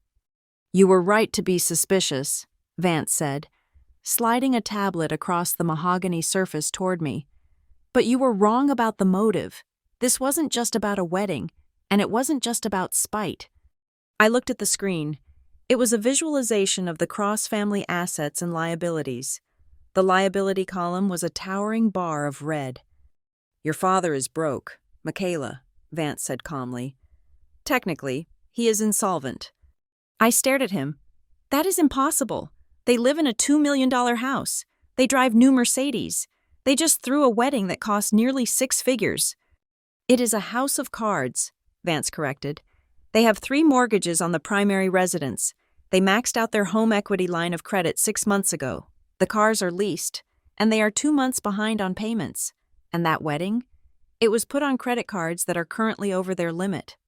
I felt a wave of dizziness. The arrogance, the judgment, the condescension. It was all a costume. But the $150,000, I said, piecing it together. They said it was my share for the venue. They said they needed it to maintain standards. They needed it to stay out of prison, Vance said. Your father has been moving money around to cover a failed commercial real estate venture in downtown Raleigh. He borrowed from a hard money lender, a loan shark with a legitimate storefront. The balloon payment was due 2 weeks before the wedding. It was exactly $150,000. I sat back, the breath leaving my lungs. They weren't trying to throw a party. They were trying to pay off a loan shark. Correct, Vance said. If they missed that payment, they would lose the house. The house is the only thing maintaining the illusion of wealth. And the illusion of wealth is the only thing keeping Logan's marriage together. Logan, I whispered. Is he involved? He is the linchpin, Vance said. He tapped the screen, bringing up a dossier on my brother. Logan is carrying $60,000 in credit card debt. He has no significant income. His job at the golf course is a favor to your father. He is marrying Ashley Thorne. I know, I said. Her family owns dealerships. Her family owns half the county, Vance said. And the Thornes have strict requirements for their in-laws. They signed a prenuptial agreement. But there is a clause. If Logan brings any undisclosed significant debt or financial scandal into the marriage within the first year, the marriage can be annulled and he gets nothing. He is marrying her for a bailout. Michaela. He needs access to the Thorne family trust to pay off his own debts and prop up your father. It was a Ponzi scheme of human relationships. My father needed my money to pay the shark to keep the house to impress the Thornes, so Logan could marry the girl and get access to her fortune. I was the first domino, I realized. When I refused to pay, the whole thing started to wobble. Exactly. Eleanor Sterling spoke up from the head of the table. And when you exposed them at the wedding, you didn't just embarrass them, you terrified them. You threatened the merger. If the Thornes find out the Cross family is destitute, the wedding is over, the bailout is gone, and the loan shark comes for the house. So they burned my house down, I said flatly. To shut me up? To intimidate you, Vance said. Or to collect? Collect what? Life insurance, Vance said. Did you know your father took out a policy on you when you were in college? A standard key person policy he claimed was for business succession planning? That was 15 years ago, I said. I thought it lapsed. He has been paying the premiums every month, Vance said. $500,000. If you die in an accidental fire, he is the beneficiary. The room went silent. Evan stood up and walked to the window. His hands clenched into fists. Ray and Marlene looked sick. It wasn't just hatred, it was a business transaction. My death was the liquidity event they needed. We have the motive, Sterling said. Now we need the mechanics. Vance nodded and opened a new folder. The fire.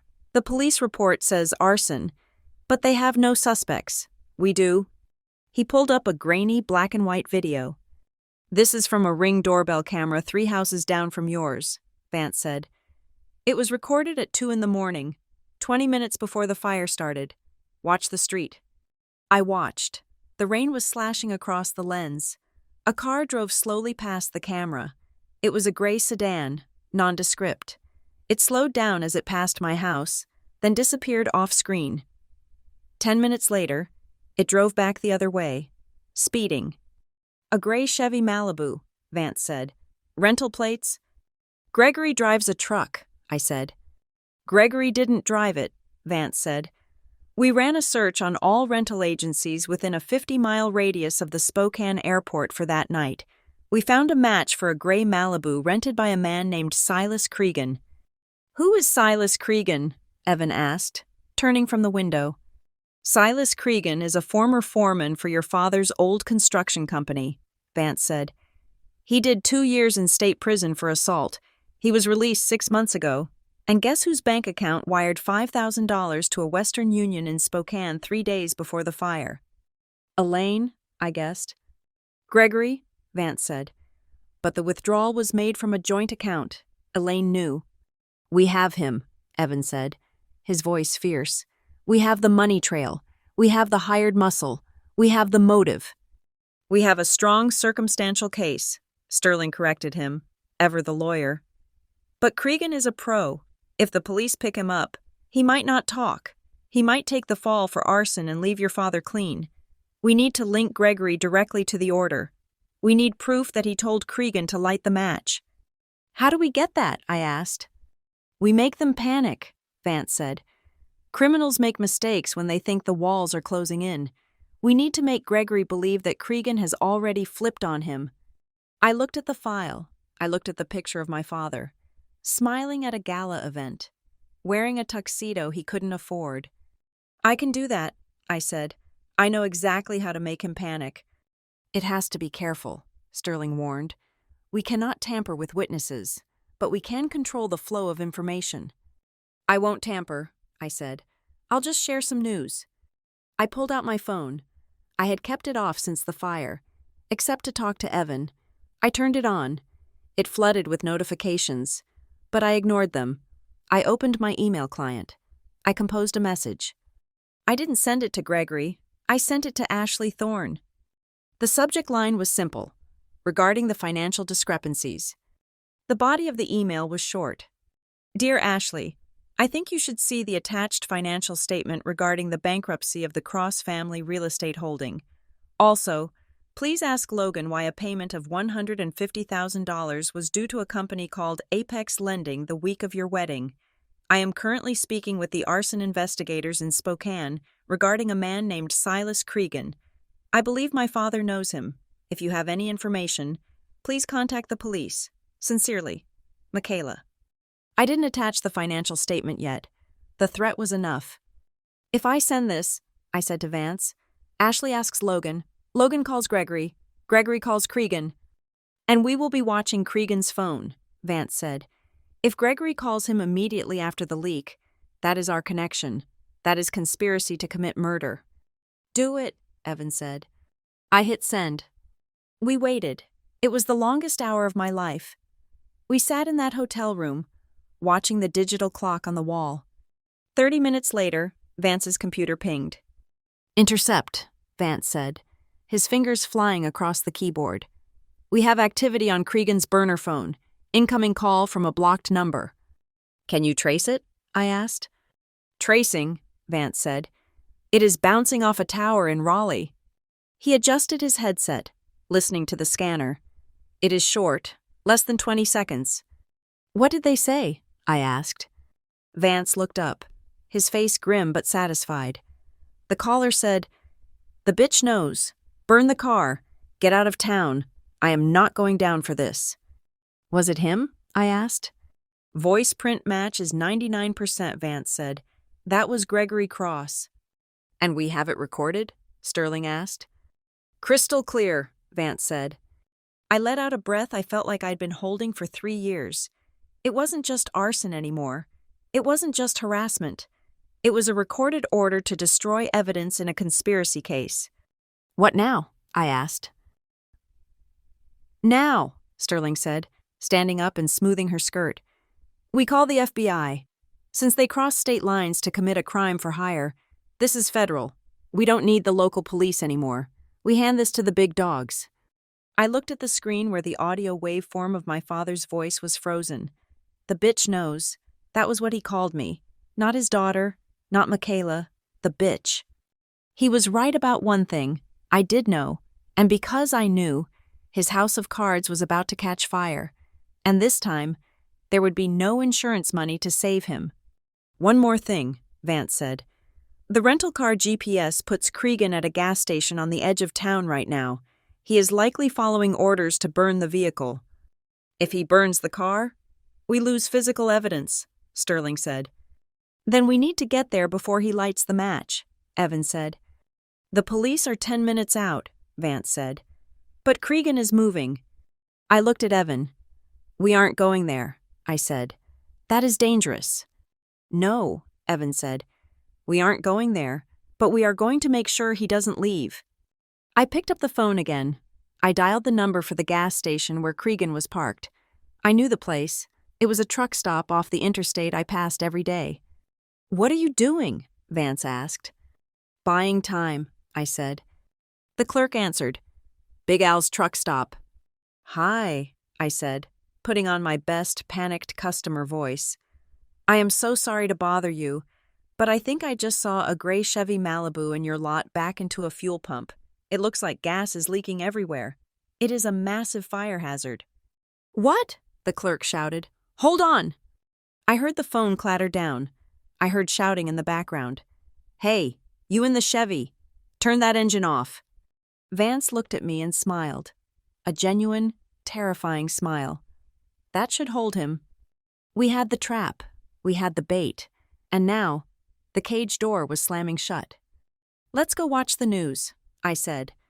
I have a feeling there is going to be a breaking story in Raleigh tonight. The investigation was over. The execution was about to begin. And the twist was that Gregory thought he was cleaning up a mess, when in reality, He was lighting a flare that would guide the authorities straight to his front door. I arranged the meeting in a private conference room at the boutique hotel where Evan and I were staying in downtown Raleigh. It was neutral ground. It had cameras in the hallway, security in the lobby, and soundproof walls. I was done taking chances with my physical safety. I sent the text to Elaine at 9 in the morning. I am in Raleigh. I know about the debt. I know about Silas. Meet me alone, or I go to the FBI in 1 hour. She arrived in 40 minutes. My mother looked like a woman who was slowly dissolving. The perfectly coiffed matriarch of the Cross family was gone. In her place was a trembling, pale figure with bloodshot eyes and hands that could not stop fidgeting with the clasp of her purse. She sat down across from me at the small glass table. I did not offer her water. I did not offer her comfort. I simply placed my phone on the table, face down, recording. "Did you do it?" I asked. My voice was low, devoid of any warmth. Elaine burst into tears instantly. It was a wet, ugly sound. "I didn't light the match. Michaela, I swear to God, I never wanted you hurt. That is why I called. That is why I told you to run." "But you knew," I said. "You knew he was going to do it." "He was desperate," Elaine sobbed, pulling a handkerchief from her sleeve. "You have to understand. The loan, the interest rates, these men. They threatened to take the house. They threatened to hurt Logan. Gregory was out of his mind. He hasn't slept in weeks. He kept saying that the insurance policy on you was the only way out. He called it a correction of assets." I felt a chill run down my spine that had nothing to do with the air conditioning.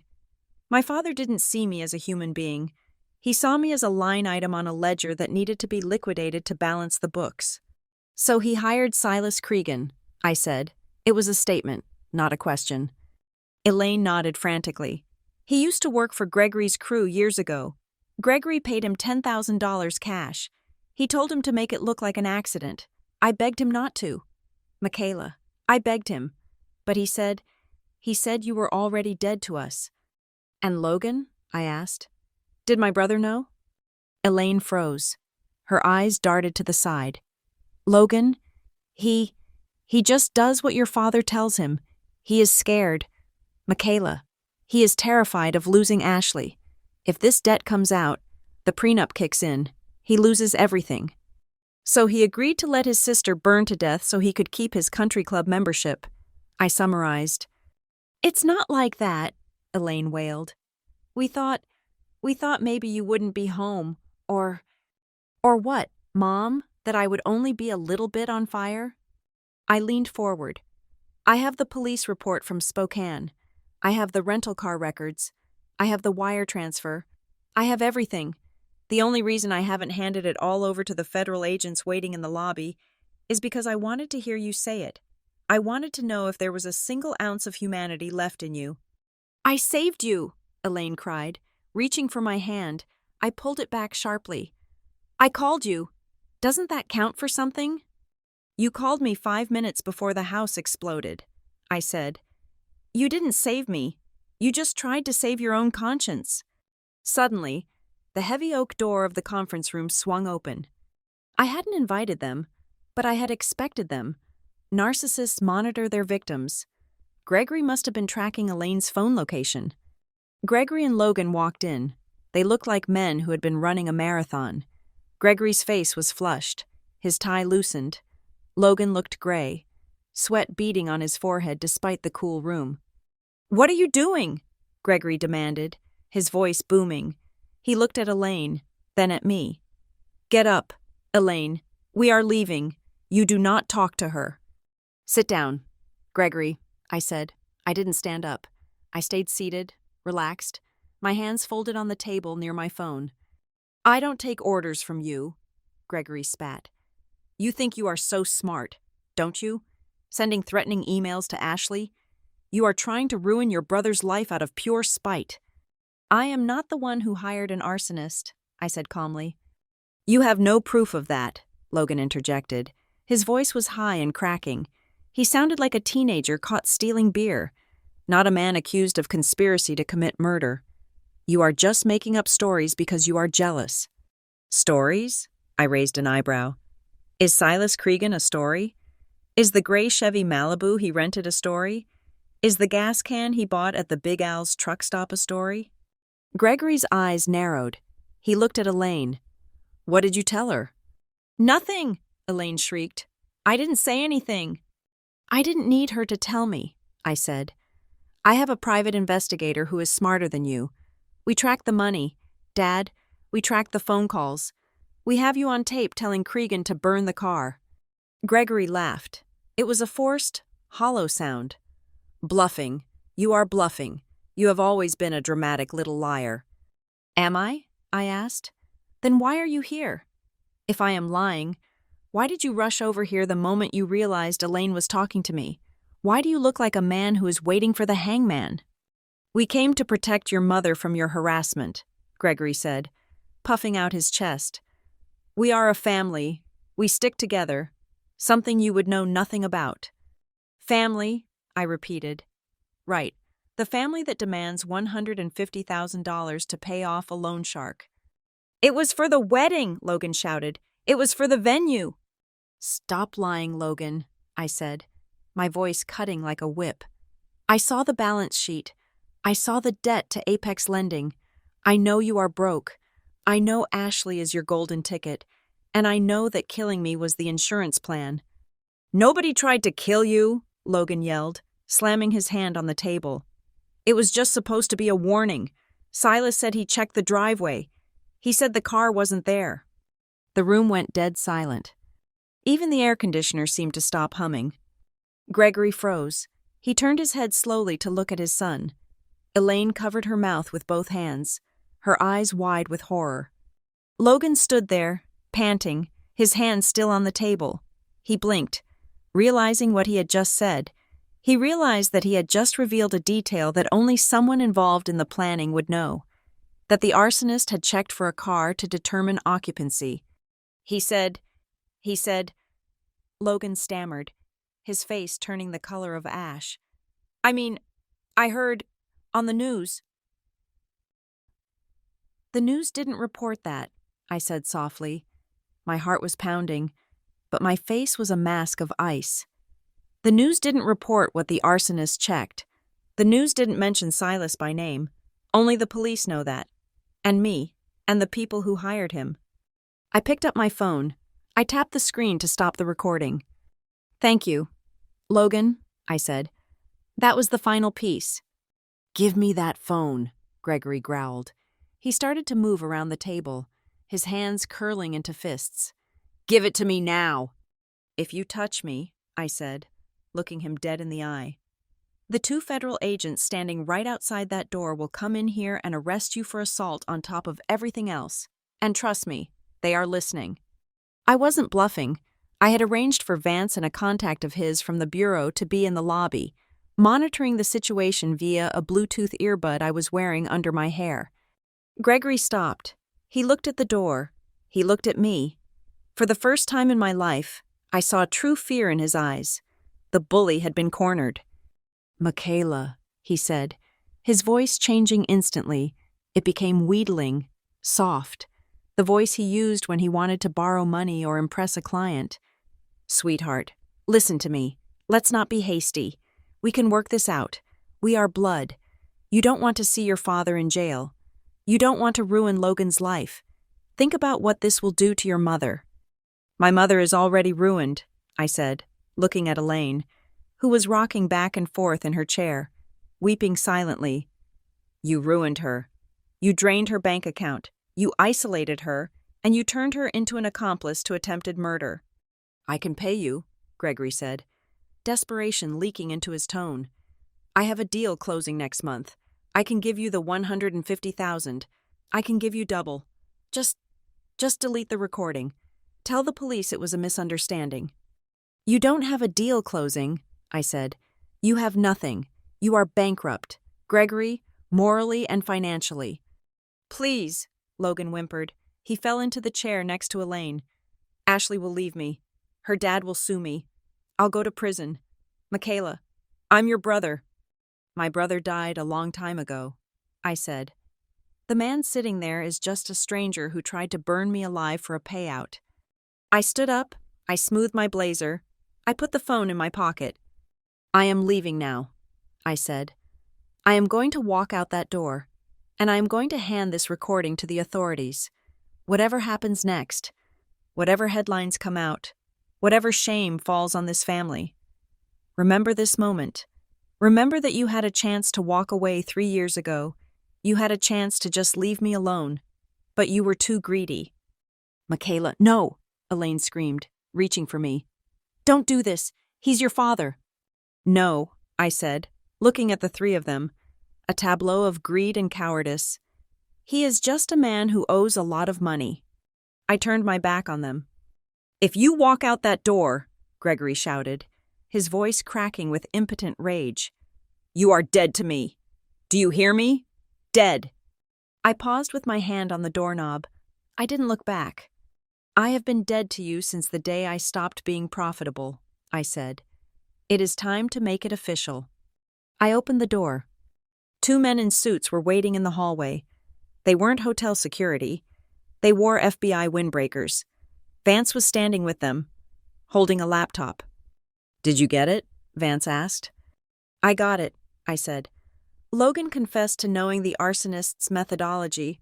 Gregory tried to bribe me. That's enough, one of the agents said. He spoke into his radio. Move in. I stepped aside. I watched as the agents walked into the conference room. I heard Elaine scream. I heard Gregory shouting about his rights. I heard Logan sobbing. I walked down the hallway. The carpet swallowed the sound of my footsteps. I didn't feel happy. I didn't feel triumphant. I just felt clean. The rot had been cut out. The wound would scar, but it wouldn't kill me. I took the elevator down to the lobby where Evan was waiting. He stood up when he saw me. He didn't ask what happened. He just opened his arms. I walked into his embrace and finally, for the first time since the fire, I let myself close my eyes and breathe. It's over, I whispered. Not yet, Evan said, stroking my hair. Now we watch them fall. And fall they would, but I wouldn't be watching from the front row. I had a business to run. I had a life to live. I was done being a spectator in their tragedy. I was the author of my own story now. The fallout was swift, brutal, and entirely necessary. I did not have to wait long to see the justice system grind its gears. The federal agents did not treat my father like a prominent businessman or a community pillar. They treated him like exactly what he was, a fugitive risk who had solicited a violent felony. I watched from the hotel lobby as Gregory was marched out in handcuffs, his expensive suit rumpled, his face a mask of shock. He was not shouting anymore. He was looking at the floor, shrinking under the gaze of the patrons and staff who were whispering and pointing. Logan followed him a moment later. He was crying openly, a pathetic, heaving sound that echoed off the marble walls. He looked like a child who had broken a vase, not a man who had conspired to burn down a house. As they shoved him into the back of an unmarked sedan, he looked up and saw me standing behind the glass doors. He mouthed the word, please. I turned away. The next 48 hours were a whirlwind of legal depositions and evidence submission. Eleanor Sterling was magnificent. She orchestrated the delivery of every scrap of proof we had collected. We handed over the financial audits showing the insolvency of the Cross estate. We handed over the recordings from the conference room. We handed over the text messages, the emails, and the GPS data linking Silas Cregan to the crime scene. The district attorney did not hesitate. Gregory was charged with conspiracy to commit arson, insurance fraud, and witness intimidation, because the crime involved crossing state lines and the use of a telecommunications device to order the hit. The federal charges were piled on top of the state ones. Bail was denied. The judge, a stern woman who had clearly seen men like my father before, declared him a flight risk. But it was during the discovery phase that the final, sickening piece of the puzzle fell into place. Vance, my private investigator, called me into his office 3 days after the arrests. He looked grim. He had a document on his desk, sealed in a plastic evidence bag. "We found this in Logan's briefcase," Vance said. "The police seized it during the arrest. but my contact got me a copy. What is it? I asked. It is a loan application, Vance said, for a consolidated debt restructuring loan. The principal amount is $2 million. I looked at the paper. It was filled out in Logan's handwriting, but when I looked at the section for the cosigner, the guarantor who would be responsible if the primary borrower defaulted, my blood turned to ice. Name, Michaela Cross. Social Security number, my number. Asset collateral, Northcrest Performance Lab and Personal Real Estate Holdings.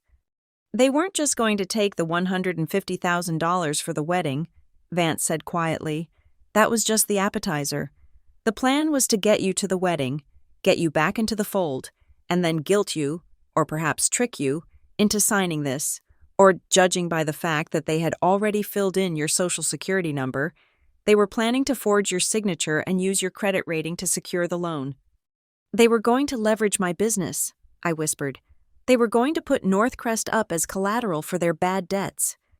And when they inevitably defaulted, Vance said, the bank would have come for your studio. They would have taken everything you built to pay for their mistakes. They were going to bleed you dry and leave you destitute. I felt a nausea so profound I had to sit down. It wasn't just greed, it was predation. They looked at my success and didn't see a daughter doing well. They saw a harvest. They saw a resource to be stripped. This is fraud, Sterling said from the corner of the room. Attempted bank fraud and identity theft. We are adding it to the pile. Do it, I said. Bury them. With this new evidence, I had one final task. I had to warn the innocent party in this wreckage. I had Sterling courier a package to the Thorne family lawyers. It was done properly, through official channels. I included the police reports, the arson investigation findings, and most importantly, the loan application that proved Logan was entering his marriage not just as a bankrupt liar, but as a man who planned to defraud his own sister to maintain his lifestyle. The response was immediate. I did not hear from Ashley directly. I heard about it on the news. The wedding of the season was canceled. The Thorne family issued a brief, icy statement citing irreconcilable personal matters. Behind the scenes, I learned that Ashley's father had evicted Logan from the apartment they were paying for and had filed a restraining order of his own. The prenuptial agreement was voided because the marriage had been based on fraudulent financial disclosures. Logan was homeless, penniless, and facing prison time. His golden parachute had turned into an anvil. I did not go to the trial. I did not need to see them again. I gave my testimony via video link from a secure room in Spokane. I saw Gregory on the screen, sitting at the defense table in an orange jumpsuit. He looked 20 years older. His hair was gray and thinning, stripped of the expensive dyes and treatments. When he saw me on the screen, he didn't look remorseful. He looked hateful. He mouthed something at the camera, but his lawyer quickly put a hand on his arm to silence him. Later, I learned what he had said to his legal team. He blamed me for everything. He said I was a vindictive, jealous child who had entrapped him. He took no responsibility. Even in a cage, he was the victim. Elaine was a different story. She was not charged as a co-conspirator, largely because her cooperation and her initial warning call to me were seen as mitigating factors. But she lost everything else. The house was seized to pay the creditors. The cars were repossessed. She was forced to move into a small, one-bedroom apartment on the outskirts of Raleigh, living on a meager Social Security check. 6 months after the sentencing, a letter arrived at my rebuilt home in Spokane. The handwriting was shaky, but I recognized it immediately. It was from Elaine. Michaela, I do not expect you to forgive me. I do not deserve it. I just wanted you to know that I am alone now. The silence in this apartment is very loud. I have a lot of time to think. I think about the day you came to us for help. I think about how easy it would have been to say yes, to be a mother. I was so afraid of Gregory, so afraid of losing the lifestyle we had, that I sold my own child. I chose the wrong son. Michaela, I poured all my love into a hole that could never be filled, and I pushed away the one person who actually had a heart. I am sorry. It is a small word for a big sin, but it is all I have left. Mom. I read the letter once. I didn't cry. I felt a dull ache, the phantom pain of a limb that had been amputated long ago. I didn't write back. There was nothing to say. Her punishment was her reality. She had to live the rest of her life knowing that she had traded a daughter who loved her for a husband who used her and a son who failed her. Life in Spokane returned to a new kind of normal. We rebuilt the back of the house. It was better than before. Stronger materials, more light. Ray and Marlene came up for the final inspection. We had a barbecue on the new deck. Ray grilled burgers. Marlene laughed at Evan's jokes, and the smell of smoke was just charcoal and hickory. Not danger. Northcrest Performance Lab continued to thrive. The scandal, ironically, had brought me more business. People respected a fighter. They respected a woman who had stood up to a fire and walked out of the ashes. One evening, I was closing up the studio. The lights were dimmed, and the facility was quiet. I walked past the mirror in the hallway and stopped. I looked at myself. I saw the fine lines around my eyes that hadn't been there 3 years ago. I saw the set of my jaw, which was harder now.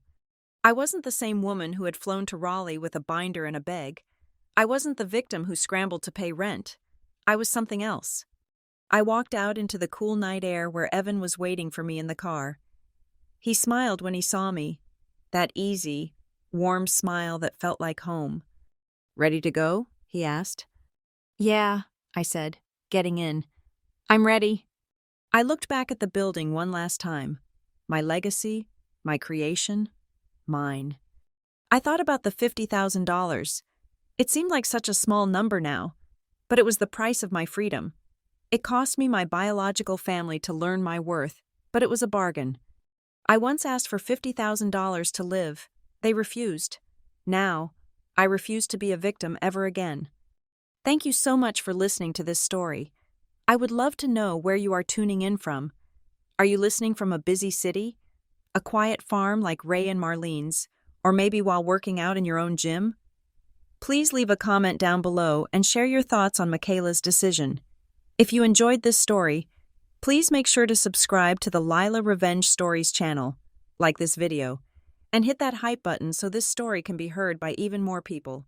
See you in the next video.